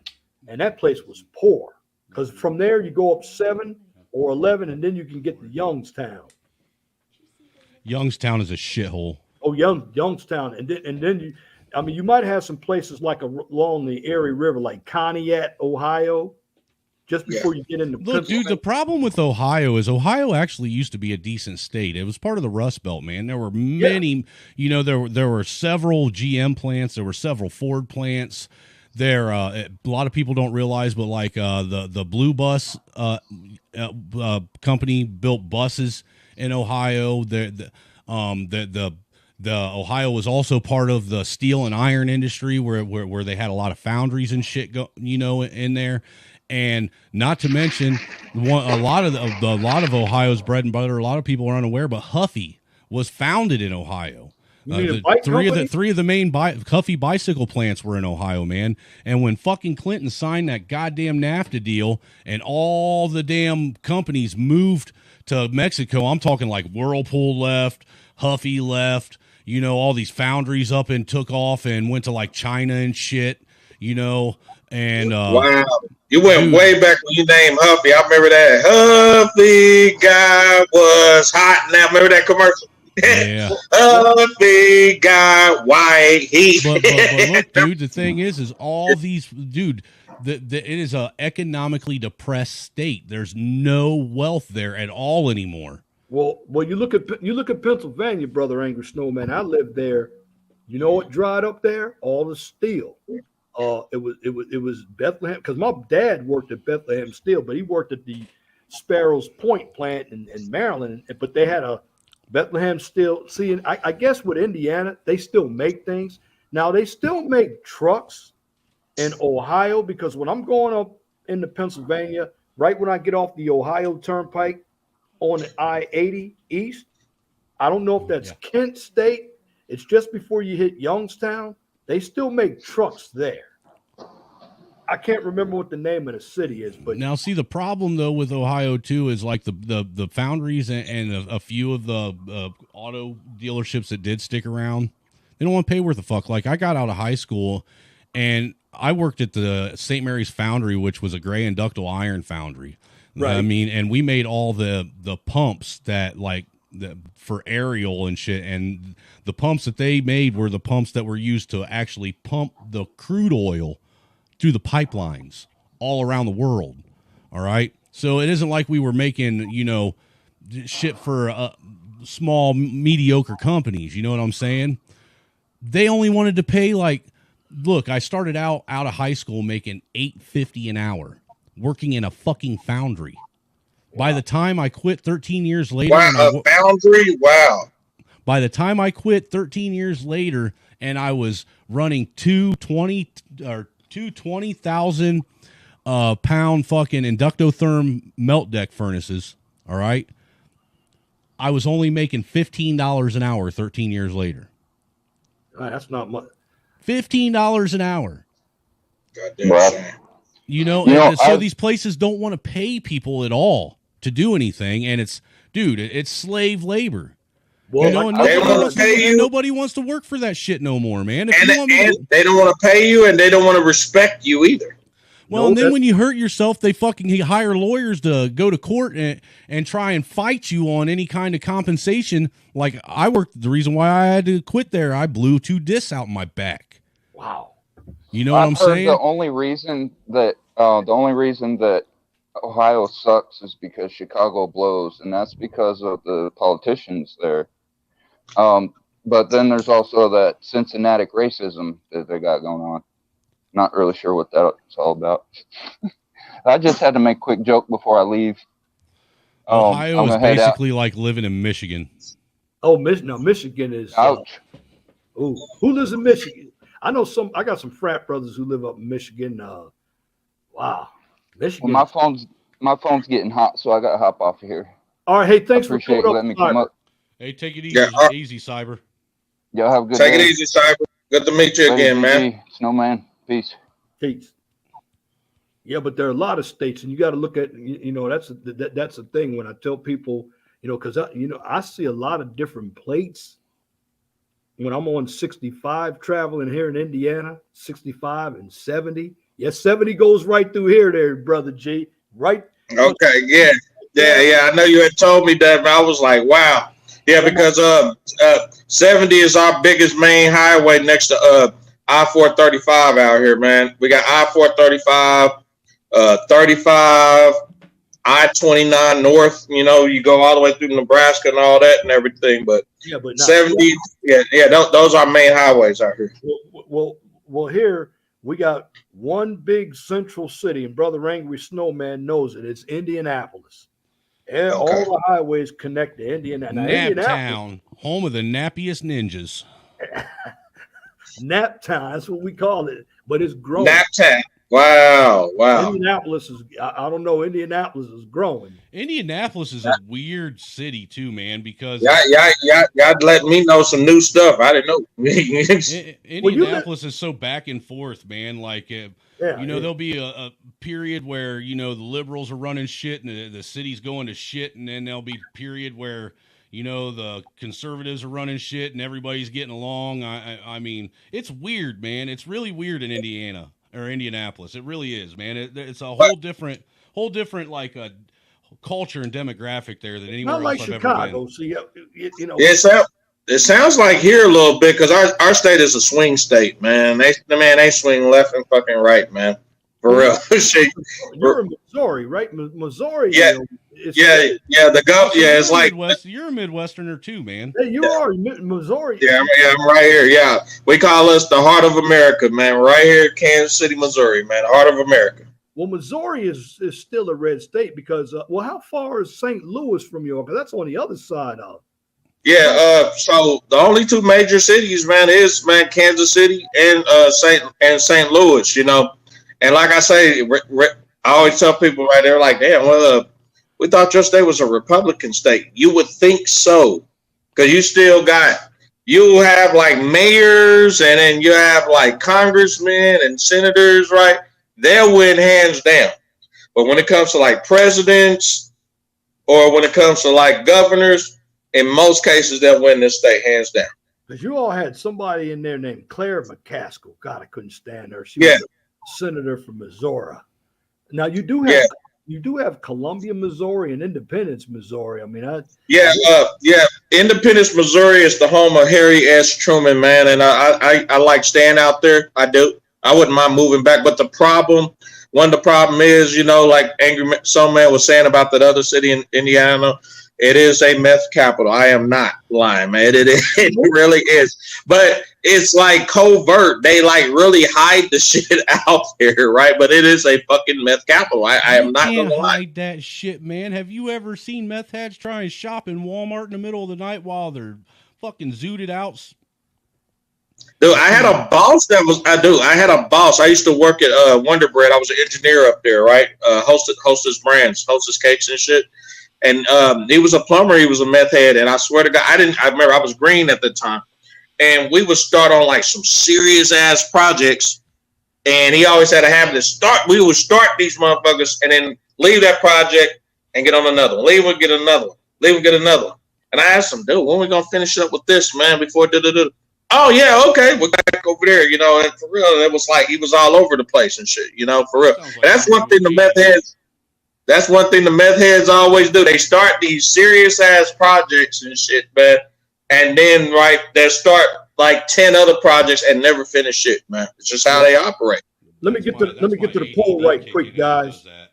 My poll is, are a number of people obsessed with social media? 21 votes. I still got a flat 100 yes, and he said a flat 100 yes, and I still got 0 for no. So 21 for 21 yes. They believe that people are obsessed with social media. That's the poll question. Get the likes up. I got 18 likes. I want at least 20 before the end of this video. Let's take it a little bit farther than obsessed with social media. They're obsessed with their motherfucking self. They're obsessed with hearing the sound of their own voice. They're obsessed with having a platform. They're obsessed with having a bunch of fanfare and having that clout and people liking them. They think that these people on YouTube are their fucking friends and they've never fucking met them a day in their life. Half of these motherfuckers, you ain't even got their phone numbers, and you think that they give a shit about you? Hey, there's a long story I could tell you about my daughter that happened yesterday, but I'll give you the real short version. I had to cancel a social media account. She snuck behind my back and actually opened up, right, the account, talked on there, was led to believe that the people on this particular site, which was Discord, right, were her goddamn friends at 13. So when I found out about it, I sat her down, got on YouTube, and showed her a video of how many kids actually came up missing using Discord, man. Missing. Okay. and they're missing, kidnapped, man. A lot of them got killed, man. A lot of them was found in there was some of them. There was one guy who was missing for 3 years in New Mexico, and they found him at the age of 19 in Utah. And then they had another girl who was on her on her Xbox, right? And she was just on there for gameplay. So Discord's designed for gameplay, right? But in reality, she got on there. Someone led her to believe she had autism now. Led her to believe that she was a friend. Led her to believe that she needed to run away from her parents. And mom went in a room one day, and the girl wrote a note on there that said, "I'm sorry, I ran away. I'll come back one day. Bye." That girl had been missing up to 4 years, and to this day, man. Go look this up. I'll send you the link in your email 411 so you can look at it. Okay. Okay. Hey, dude. But my brother, when he was 13, he had somebody online convince him and this girl to steal this girl's dad's car and go to Alabama. Oh my God. And he did it too, man. That was he was 13 years old when he caught his first grand theft auto charge, man, and was extradited from Alabama back to Ohio. Angels Don't Fall says social media is not a real safe place. There's a ton of evil bad on the internet. These are black scrying mirrors after all. Well, I did list my reasons why it was bad. There's a lot of dysfunction on social media. I don't let my kids on social media at all whatsoever. Yeah. They can do that shit when they become adults and move the hell out of my house. Yeah, I told my daughter yesterday after she canceled the Discord in front of me, she canceled her TikTok and all this other bullshit, you know, and I told her, though, you got 3 choices, right? You know, because she had to come clean for some shit. Either A, I'm going to take this fucking goddamn laptop and I'll pay a hacker $40, right, to find out all the information I need to know. B, I'll go ahead and take this motherfucking laptop to a detective. They'll let me know, find everything I need to know. Or C, I will take this laptop, put it on eBay. I'll start the bidding at a penny. And, you know, eBay doesn't have access to just Kansas City. Hell no. Nah. Well, eBay got access to the world. And this is a nice laptop she got. I'm not going to lie. And she sat up there and she spilled the beans, let me know everything I needed to fucking goddamn know and shit. But yeah, you got to really be on these kids, man, when it comes to social media and them sneaking around on websites and shit like that or whatever, man. You know, she can't get back on laptops or any type of internet device from here on out, though, man. I was really strict about that. It was an ugly conversation. I'm just giving you out a short conversation. But again, you know, I'm just letting you know that any social media, in my opinion, right, any child under the age 18 have no business being on that shit. No business at all. It's an even better punishment for kids, because I've done this to my kids when they fucked What's up. that? Make them take some of their most prized possessions and go down to a soup kitchen or a fucking one of those shelters and give their toys that they love more than anything else away to kids that have nothing. That's a powerful punishment. Yeah, that's definitely powerful. That's Yeah. powerful. Dang, 411, you still at 19 likes, man. I went on my laptop. I had to double check. I'm like, did I like it? Damn, shit. Hey, I clicked the like button. He tried to get the 20. No, I do understand that some people can't get it when they're watching TV. You can still hit a thumbs up even when you're watching it on TV. Don't let them bullshit you. Yeah, they bullshitting you, man. They can use 2 devices at the same time. They didn't even use 2 devices. That you can literally do it on your TV, dude. I gotta find out. Yeah, I do it. I do it, man. I have like my device, like my phone. I can actually synchronize my phone to the TV, so I can control YouTube from my phone. Yeah, like it's cold blooded, man. It's a cold blooded feature, and I can click the like button. Yeah, because I just can't chat them. Angels don't fall. I believe in a good old fashioned passionate ass whooping for a kid too. But you know what? The truth be told, that for my kids to get these hands, they got to do something really extra stupid for something like that. Me personally, I like psychological punishments better. Oh God! Thank you. Psychological punishments where they got to, and specifically the kind of psychological punishments where they're literally picking their own punishment. Wow. Yeah, I'm one of the guys that actually, when it comes to my punishments, whatever, I don't do the ass whoopings. I don't think that's effective. I actually put my daughter to fucking work, man. Like, I had to learn from like old school pastors, farmers. Yeah, put them to work, man. Have them out there. If they're in the country, that's where the real work comes in at. But yeah, I have my daughter do some shit, some hardcore manual labor. You know how many times last summer my son had to move the log pile? Oh my God. Dude, he moved it all over the fucking property, dude. All over the property. He moved it up to one place and he'd be all right for a couple weeks, and then he'd fuck up and he'd end up having to move it to another side of the yard. And he'd fuck up again and he'd have to move it to another side of the yard. I looked at him and said, "Aren't you getting tired of moving that log pile?" Yeah, wow. I really am. I'm telling you, and it's effective. They'll think about, and then I always ask her after or during the task, have you thought about the reason why you're doing this? Have you learned your lesson? Yeah. And then I said, so what have you learned? And she doesn't tell me or stutter. Okay, we're gonna get a little bit more deeper. All right. And I have her do stuff like, for example, okay, I got a lot of tools, guys. I'm a handyman. I do a lot of tools.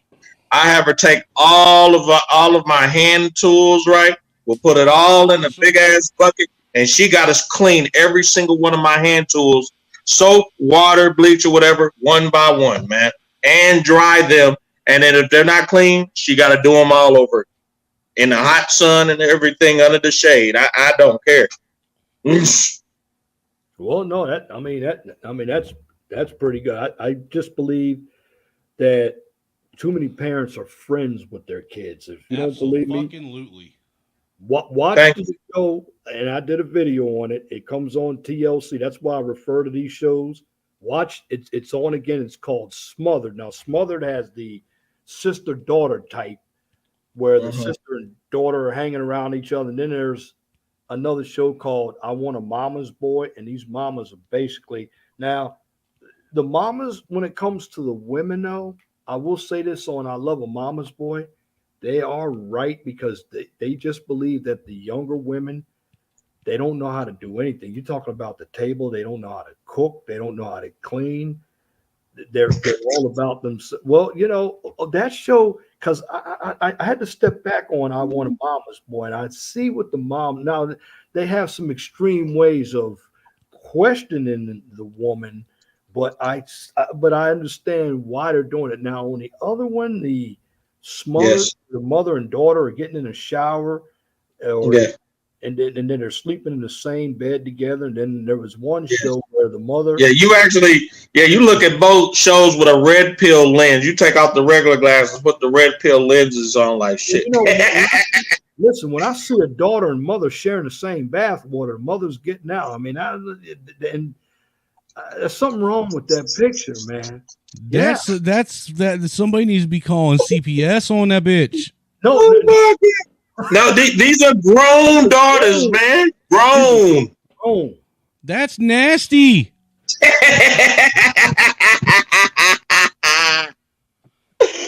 Oh my God.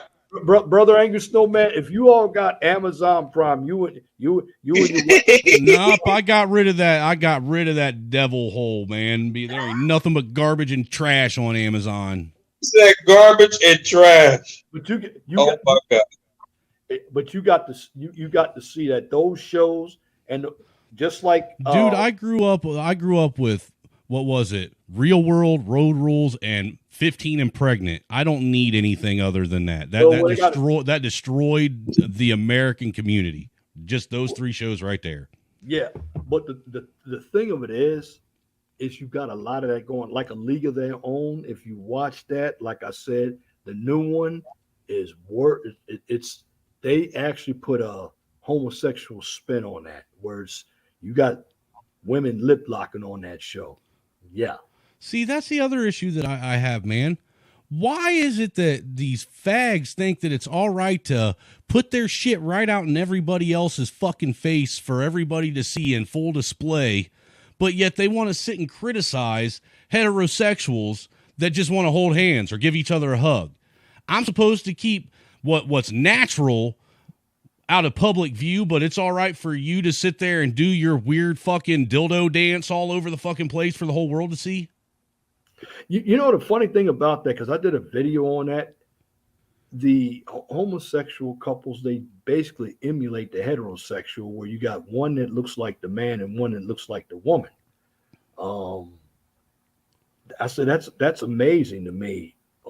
I'm looking at this. I said, well, if you really want a man, you should be with a man, or if you want a woman, you should be with a woman. And on the panel, what's going on, Melly Mel? How you doing, fellas? How you doing? You know, and one other thing I want to point out, I don't understand why they're so angry at, you know, what they call breeders. They need to be coming up and thanking us, because if it wasn't for us, they wouldn't even exist anyhow, because they sure as hell ain't creating nothing. That's true. Oh, you talking about the Transformers? I'm talking about all of them. Transformers, lesbians, fags, you know, every last one of them, dude. They ain't alphabet shit. community. Uh-huh. You know, it's so funny. That community is so screwed up. They don't even support each other. Like Hell no, they don't, dude. Yeah, they ain't do it for certain reasons. And let's keep it a buck. Let's keep it a buck. We all know that they fucking, every last one of them support pedophilia. Every last one of them. Otherwise, they wouldn't be dancing around in the street naked as a jaybird in front of everybody's fucking kids in a pride parade. In a pride, oh man, you should see them in New York. Well, that's where it started, in New York, in California. Woo. You know, I respect everybody's right to whatever the hell they want to do in their own bedroom, but keep that shit there. Yeah, exactly. Keep it in your closed door. I don't want to see your kinks and your fucking your fetishes and your this, that's, and the others on full display in front of my fucking kids going down the main street of town. Are you serious? You know what, Snowman? You know what's so sad and funny about it? This is what women learn from the alphabet community. How they feel, how free and liberal they are. So they feel like, you know what? We could be sexually liberated too, because they are. And it's, you know, No, I think it's the other way around. I think it's the women and them being sexually liberated that sexually liberated all these weirdos. No, that's where they learn from. Like, you know, that's what second wave feminism learn from. They mostly learn from them. You know, to be free out there and be so sexually liberated, because, you know, they express themselves so out and open the way they did. That's, you know what I'm saying? Yeah, that's where the women are getting from. Yeah, like Hey, fag, hey, queer, hey, tranny. Go out and shake a heterosexual man and woman's hand and say thank you, because if it wasn't for them, your ass wouldn't exist. Exactly. That is true. But I know Nate had and probably Mel saw it. Dr. Lamont Hill, he was interviewing with Candace. Yeah, you know what I'm talking about, Mel. He was talking about men could get pregnant. I'm like, what? Oh, I see. Yeah, if they were women first. They trying to do that. If they were women first. Yeah, exactly. If they were born females, they still got their female parts, no matter what. I'm sorry, but there ain't a goddamn man on the fucking planet that's transitioned to a woman that has ever had a period or had ovaries or been able to get pregnant or knocked up. Sorry, don't happen. And not only that, I would like to see a man try and give birth when it comes to that. Because look, dude, I know how bad it hurts when you get a real bad case of shit cramps as a man. There ain't no way in hell I'm giving birth to a baby the size of a watermelon, pushing it out of any hole in my body, dude. I would just assume shoot myself in the head. I'm saying that's never going to happen. But the doctor that's trying to make it happen, you know, it's technically money reasons. If you feel he made this miracle, he's going to become a millionaire behind this shit. Well, I think it's stupid, man, that they want all this women's empowerment. They tell women to go, that they got to be a certain way, blame them for the way they dress, this, that, and the other, go out and get raped and blah, blah, blah, yada, yada, yada. And then turn around and now they can't even be women. Now they got to go back and turn around and compete with men trying to be women. I mean, think about that for a second. No. You have a man who wasn't even a woman for a year, and he won Woman of the Year. Yeah, I remember. Yeah, I remember that. He wasn't even a woman for a year, and not only that, he didn't even have it. He doesn't even have his junk cut off, man. He's only like a pretend one of. Dude, he's a dude with tits. Let's keep it real. He's a dude with tits. I remember. It was Fairfax County, Virginia. I remember where a man. Well, I call it it's not a switch hitter. A trans won homecoming queen in Fairfax County, Virginia. You know, it's a shame. I went to school out there called George Mason University. And, you know, you talking about liberal, Fairfax County, Virginia, they got the L on liberal there. Let me ask you, Ben, something. What would you do if you saw some dude that was clearly a dude pretending to be a chick follow your daughter into the female's bathroom? Oh. Tell me that you would do the same thing I would do and grab him up by the scruff of his fucking neck and ask him, what the hell do you think you're doing, sir? You might get more than that. Yeah. That's where it's going to start. And you know what society will say? You know what society will say though, right? Oh my God! What is he doing to her? You're transphobic. You're a bigot. You racist, mean, white privileged white bigot. You know the crazy terms. He called it bigot. He knows those fucked up terms. Dude, I've literally been called in most of my adult life, so of course I do. I remember that spa that had that dude up in there. I was about to go to that. Yeah. Yeah, man. And it's like, yo, they put their foot down, but it's like now you had the Antifa Transformers come out of nowhere and protest over there like crazy. Did it all violently doing shit. What I find interesting too is you got all these fucking Transformers that are getting into female sports, dominating, knowing damn well that the only reason why they put on a dress and let their hair grow out and say they identify as a female now is because they sucked in male sports. Plain and simple. They sucked in male sports. They couldn't cut it. They couldn't do what needed to be done. They were shitty ass athletes. So they had to go compete with women that they were superior against, even though they were shitty ass athletes in male sports. But you want to know something, man?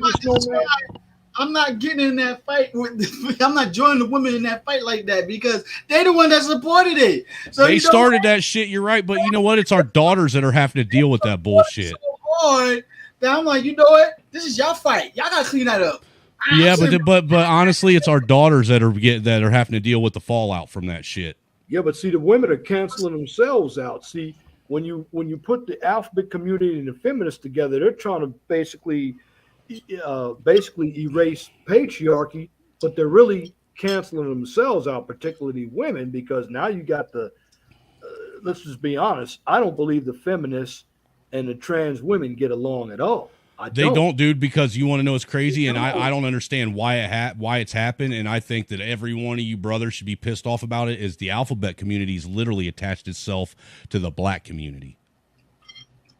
You know what? That is true. It's very true. They've attached themselves to the black and minority plight, so to speak, in America, and they have all but taken it over. We know that. Yeah, and that's fucked up, dude. That's fucked up that now black folks have to be, stereotyped and recognized with the fucking alphabet community. Man, I'm telling you what, I'd be rioting over that shit. I'd be burning their fucking rainbow cities down. Trust me, Snowman, those black men be complaining that all the time. You see it in media, man. That damn show P-Valley and all that shit. Like crazy, like, yo, we probably put that all the time, man. It's like, yo, still keep putting it out there. Because that's something I've noticed too, is they've been trying to feminize black men more than they do white men. Oh yeah. Oh yeah. Yeah. They've been trying to feminize. They've been trying to really pressure it down the throat. I was talking with someone the other day about how they're actually trying to teach little boys and little kids how to become and push it into them to be the opposite sex. And I'm talking like kindergartners, man. Like they're really pressing that up. They had a long time ago, and I can't believe Netflix actually entertained it, man. But they ripped it off quick. I give them their props. They ripped it off quick. But there was a, you know what I'm talking about? Yep. Yeah, man. It was. Did you see that 411? I did not see it, but dude, man, I'm telling you, Angry Snowman know what I'm talking about. They was like little kindergartners through like third grade, porn, dude. And they was dressed like sluts, man. Like they had like they was dressed like Marilyn Monroe, man, but they was in elementary school. It was borderline kiddie Let's porn. Let's keep it repeat real, that. dude. Wow. Hey, dude, and they was all in like multiple single file lines and shit, man. Like, and they had like the sick parents on there, like, oh, this is so cute. I'm like, what the fuck, bitch?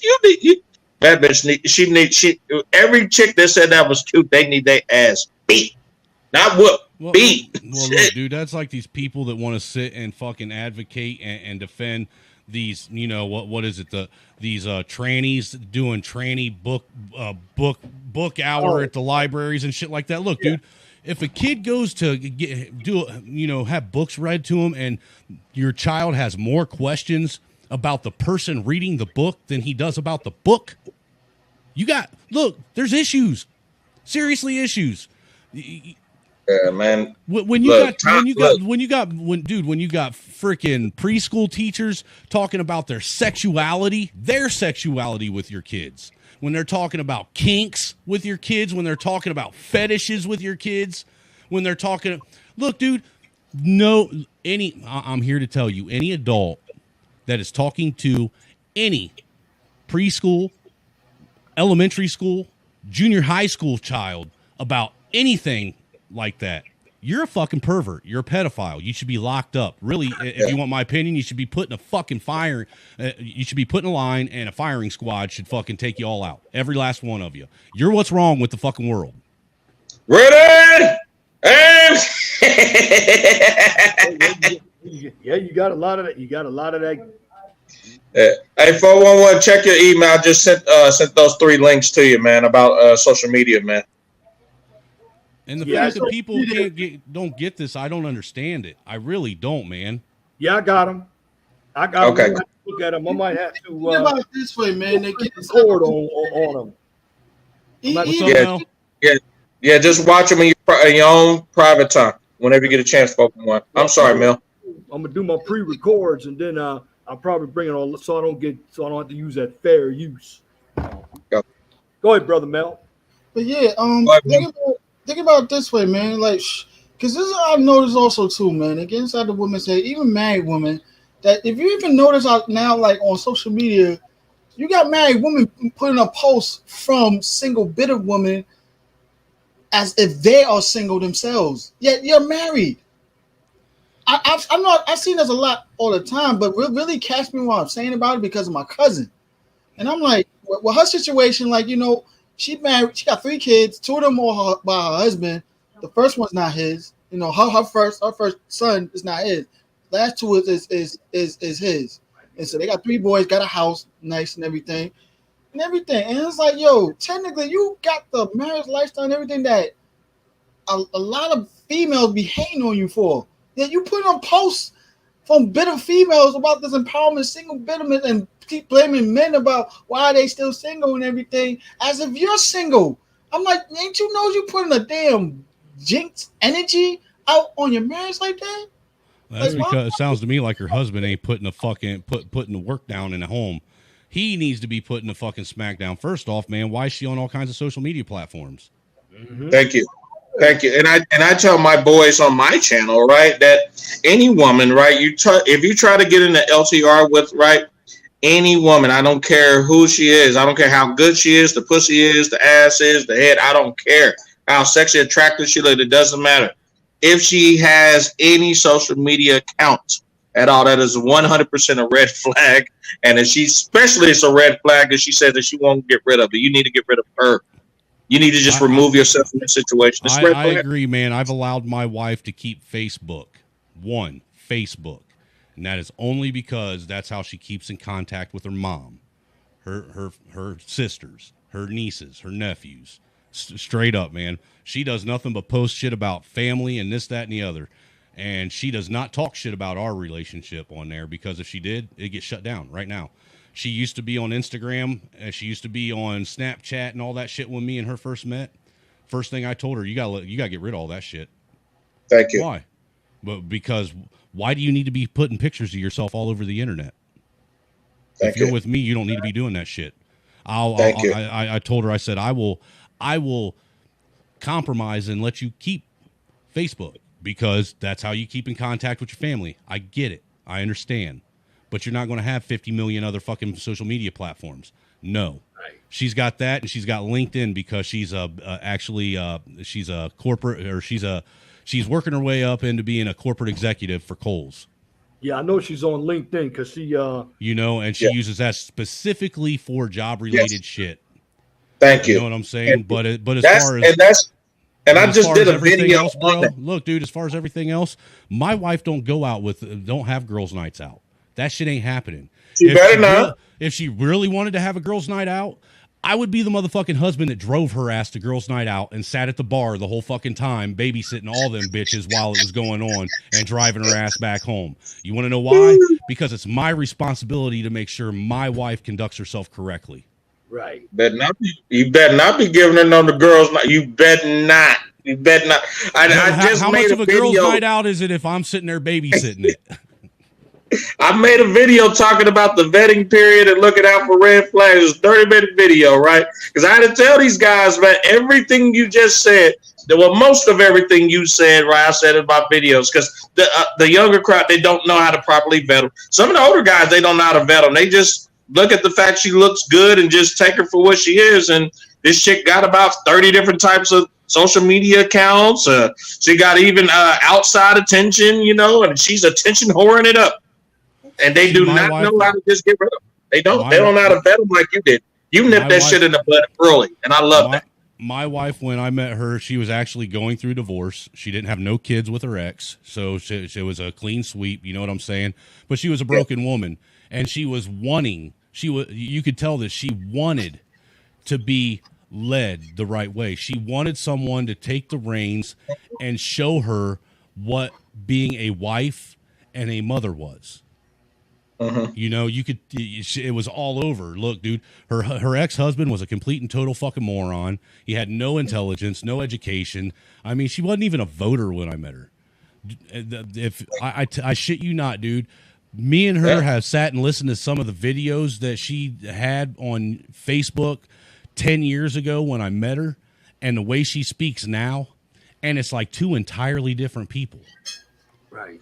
And it's all because of she was willing to be taught. She was willing to be led. Thank you. And it's that simple. If a woman's willing to be taught and she's willing to be led, she's worth your time and effort. If she is not willing to be taught and ain't willing to be led, throw her in the trash with the rest of the fucking trash. Straight up. Because look, the truth of the matter is a man creates and molds a woman for him, to suit him, not the other way around. Men do not get molded to suit women. We are supposed to mold women to suit us and what we want out of life. Straight up, that's how it is. I hope they're out there taking these damn notes out there. Y'all better click the like button, take notes, dude, man. Tell you what, share this video. He dropping heat and bombs out there of the vetting process. People think I'm an asshole, dude, because of how I feel about it, and think that I must treat my wife like shit. Well, no, I don't. See, the thing is the way you hear me talk on YouTube, I don't have to talk like that to my wife in my house because everything's already established. Yes. Thank you. Yeah, you've already went through the vetting process. You vetted her out early, real early. Let me get to the poll question right quick. I got 23 votes up there. Are a number of people obsessed with social media? Still, I got 100% yes, and still not one no. So not one no. So that tells across the board. So, look, dude, I'll be honest with you. My wife followed my lead so well that when my back went out, she literally took the reins and became the breadwinner of the house. Yet I still run the shit in the house. I'm still the captain of this ship. I control everything. I control the finances. I control where the money goes. I make sure all the bills are paid. All that shit. She gives me her check every week. Straight up, I'm not even going to bullshit, dude. Gives me, but the thing is I busted my ass to take care of her and our kids until my back went out. Thank you. And you're not doing any dumb shit like some of the pussies do out there. You have to ask your wife permission to spend your own money, are you? No, I don't ask her permission to spend her money. I don't ask her permission to do anything. Yeah, there's a lot of guys who do that, right? They sit up here, well, honey, I know it's my money, but do I have permission to spend it? I need your permission to spend my $100,000 on getting X, Y, and Z, or investing in X, Y, and Z. Like the woman is literally holding the guy's balls inside of her purse. No, she asked me permission to spend her money. If a dude does that, he needs to put a gold-plated pistol in his mouth and pull it trigger. And look, dude, it's not me trying to. It's not me trying to, Oh my God. But my wife literally asked me permission to spend her money. She asked me, do we have enough to where I can go do this or I can go do that? She don't spend money without asking me first. Thank you. Love it. Love it. And shout out to the Andrew Show. Andrew Show. We were just talking about this topic about, are men man enough to be men when a woman comes around? And he was talking about the majority of that stuff actually happens in the Hispanic and Latino community, where a lot of those guys actually have to ask their own woman, that actually ask their own woman for permission to spend their own money. Like they really do. When I was a young man, I used to ask my first kids' mom for permission to do shit, dude. And dude, I'm gonna tell you what, after that one, I learned my lesson. I didn't ask no woman for permission to do shit after that. Because the truth of the matter is whether or not I get your permission or not, you're still gonna be pissed because I'm gonna do it. So, I'm not asking your permission for nothing. I don't have to ask your permission for nothing. You ain't my fucking mama. I already had one mama, and I buried her. Thank you. Thank you. And she won't respect you for being the man that you need to be. That's it. And the truth of the matter is men have to make decisions, and this is the reality of thing. Real men have to make decisions that women don't want to make.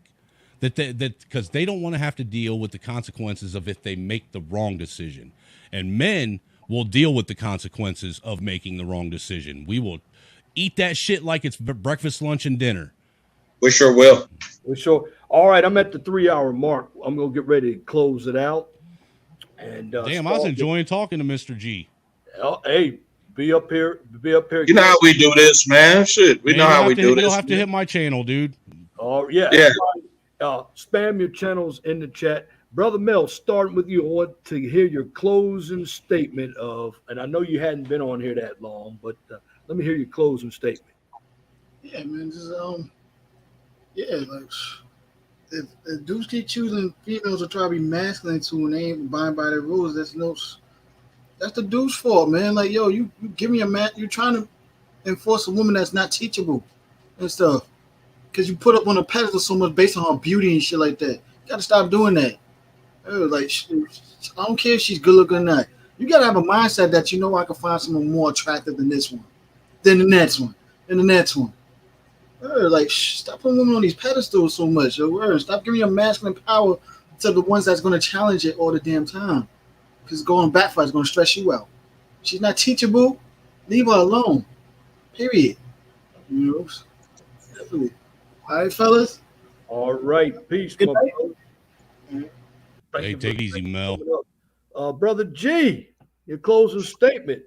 Good to hear you. Good to have you up. And I got that email you sent. I'm going to look at some of that stuff, and I'm probably going to use some of that stuff when I do some pre-records. Gotcha. Okay, cool. Yeah, because I had a really intense talk with my daughter last night. It wasn't pretty. I'm just going to put it like that. But with these kids, you got to be on them, man, because I refuse to have my daughter become a modern day woman. I told my daughter, hey, if I had the choice right now, we'd probably be in Thailand or the Philippines or Brazil, so I could have you around women that can actually show you how to be a woman. These women out here, they have no idea. They have no idea how to become a woman, how to be a wife. There are the exception out there, but they're very, very rare. You understand? So, but anyways, though, for my last little bit of moments, I want to say thank you for bringing me to the stream as usual. I really appreciate it.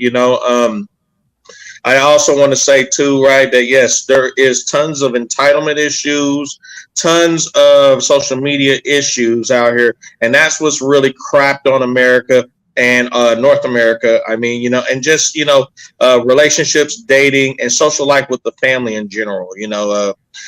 People don't know how to actually collaborate with each other without the addiction to being with social media.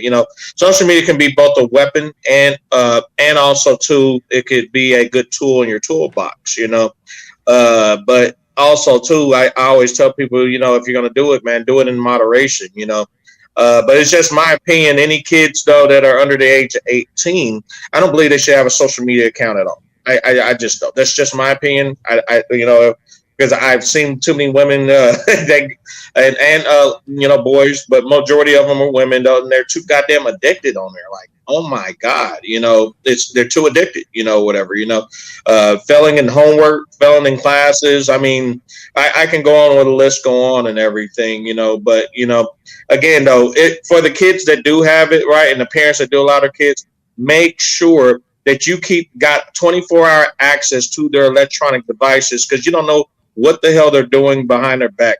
Just because they cancel one account doesn't mean that their friend at school can't sneak and bring a device there and they can create another account and do whatever they can behind your back. So be careful out there. So anyway, thank you, 411. I appreciate you bringing me to the stream. Good to see you again, Angry Snowman. Good to see you again, channel, Yes. Yeah, in the chat, bro. Yeah, and anybody else? I just looked you up myself, Mr. G, and I subbed you. So I'll okay, gotcha. Okay, cool. Yeah, I'm gonna go ahead and put it inside of the chat box before 411 deletes me off. I'm getting ready to do that now, though. But anyway, I'm done with my last comments, though. Angry Snowman, did you have anything else to say? I'm just going to say this, dude. Stop trying to make housewives out of hoes. Plain and simple. It's that simple, man. You cannot make a housewife out of a hoe. All right. And stop letting. First off, you got to remember, it takes a father and a man to raise a man. It takes a father and a man to raise a daughter to be a wife. Men, do your job. Straight up. Raise your sons and daughters to be men and future wives. And personally, I think all men out there should vet the men that their daughters are dating. And another point, don't be friends with your kids. And if you're a grown hell no, dude. Out of the house. Your kids have enough. Look, dude, your kids have enough friends, enough dumbass friends out there trying to convince them to do dumbass shit. The last thing they need is for you to be their friend. Your job is to correct them when they fuck up, point out when they do right, and make sure that they're on the straight and narrow. Your job is to set them up for the future, not be their friend.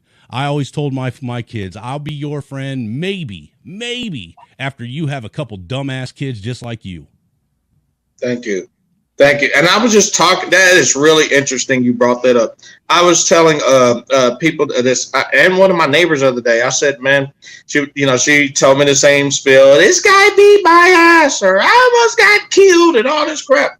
And I say, "You sure know how to pick them, right?" And she said, "No, I don't pick them. They pick me." And I tell them, I said, "No, you picked them. You know why I know? Why? Because of the simple fact that if you'd have vetted them properly, the first thing you do, if you were considering this man to be an LTR, you need to bring that man straight to your father. Is your father still alive? Yes. Is your mother still alive? Yes. Are they married or together? Still married? I said, then if that's the case, that is 100% your fault. Look, women suck at picking men. They do not know how to pick a man. They just don't. No, men pick women. And look, I'll be honest with you. My father-in-law was the first man that I ever met that forced me to earn his respect. That man, I shit you not, man. He kept his daughter and ex-son-in-law's fucking wedding engagement picture hanging on his goddamn kitchen corkboard for the entire first year me and her were together. He took it down once me and his daughter. He took it down. I knew I earned his respect when he took it down. And afterwards, he called me son, and he was the first man that made me earn his respect. But when I earned it, he gave me his respect. It wasn't one of them fathers that just always hated you forever. He made me earn it, but when I earned it, he gave it to me, and that meant something. That man was more of a father to me in the probably 5 years that I got to know him than my own father was. He taught me more life lessons, but I would like to say one other thing. Yes. Just some advice for men and women. You can take this too. You could use this advice. When you actually sit back and reach a point in your life that you stop blaming everyone else in your life for all the ills and woes and hardships and, problems that you've had, and you sit back and you actually realize that you're the one that created all these problems by the choices, the actions, the people you decided to mess around with. When you realize that your choices in life are what put all these people in your life to create all these problems, your life will change. When you take accountability for all the shit you blame everybody else for, your life will change. I promise. It will be like night and day different. My favorite quote that I say, 411, you've heard me say it multiple times. I'll say it again. If you do what you've always done, you will be what you've always been. I've heard, yes, indeed. That's a true quote. That's a true quote. All right. Hey, but thanks for letting me come up, brother. I appreciate it. I always enjoy coming up and, chopping it up with you, brother. Anytime, brother. You're always welcome to come on up, brother. All right, you take it easy, 411. I'm gonna go ahead and get on out of here and everything. You got my information, though. We can talk offline, okay? All right, and brother Angry Snowman, we can talk offline too, because I've talked to you offline too. So, yes, sir, man. Thank Hey, you, brother. Okay, Mr. Angry Snowman, good to see you, man. Yep. Hey, you guys take care, man. You too. All right. Well, another interesting show. And again, tonight's topic, we dealt with social media. We dealt with entitlement, delusion. We dealt with denial. Now, entitlement comes from social media. Denial, delusion come from entitlement. Here's what I'm going to tell you. Social media can be a good tool if you utilize it right. It's when you don't utilize it right, that's where the problems are. So my suggestion to you when it comes to social media, use it in moderation and don't put all your business out.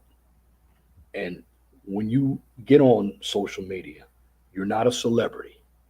The problem with social media, it's allowed undesirables to get on these platforms thinking that they're everything. You're not everything. What makes you everything in your own mind is you have a number of desperate men who are donating to your cause. And in the end, you're not giving them anything but a bunch of looks at your body. Social media is virtuous. It's not real.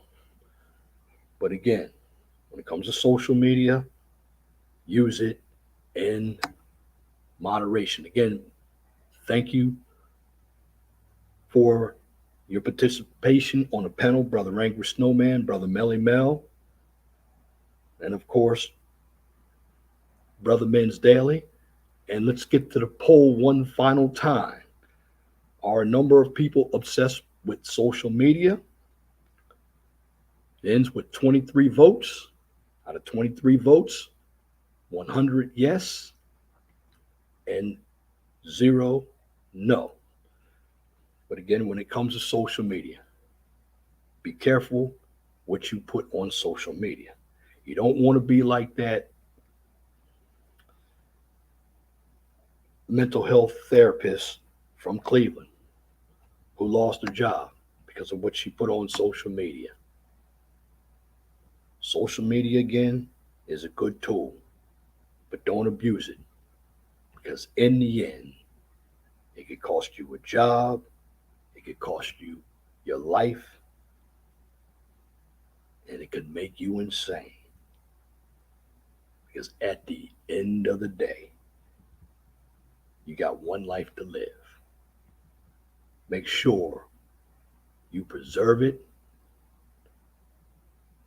and don't do anything irrefutable on social media that will bring down your reputation, because knowledge is power. And that's my commentary for this edition of the 411 Talk Zone radio show right here on YouTube. If you like what I just presented, please comment, share, and subscribe. And if you're looking for educational content, check out the QCIS channel, formerly the Mind of STEM channel. On that channel, I've been doing a lot of field work in my construction field as an inspector, but I do have other subjects like industrial engineering, entomology, calculus, and biology. Now, if you cannot find the 411 Talk Zone radio show or the QCIS channel on YouTube, you can check both of those channels out on Twitter. Now, I take it one step further when it comes to the QCIS channel, since it is a professional channel and it's an educational channel. You can find the QCIS channel on LinkedIn. And in the end, I'm going to leave you with this. Be blessed for what you have. Don't worry about what you don't have. Always know that the sun rises in the east and sets in the west. And for individuals who were offended and for individuals who weren't offended, two sides of the same coin, I'm going to leave you with this quote. If it doesn't apply, let it fly. But if the shoe fits, wear it. If you don't like the shoe, change it. Next week, I'm either do a live stream or pre-recorded content, but I'll be up at 7 o'clock on Wednesday for the live stream. If I do pre-recorded content, I'll do a 35 to 40-minute video. And once again, thank you for listening to this edition of the 411 Talk Zone radio show on YouTube. Till next time, my name is Leon Jones. I want you all to have a wonderful and blessed evening. God bless you. I'm out.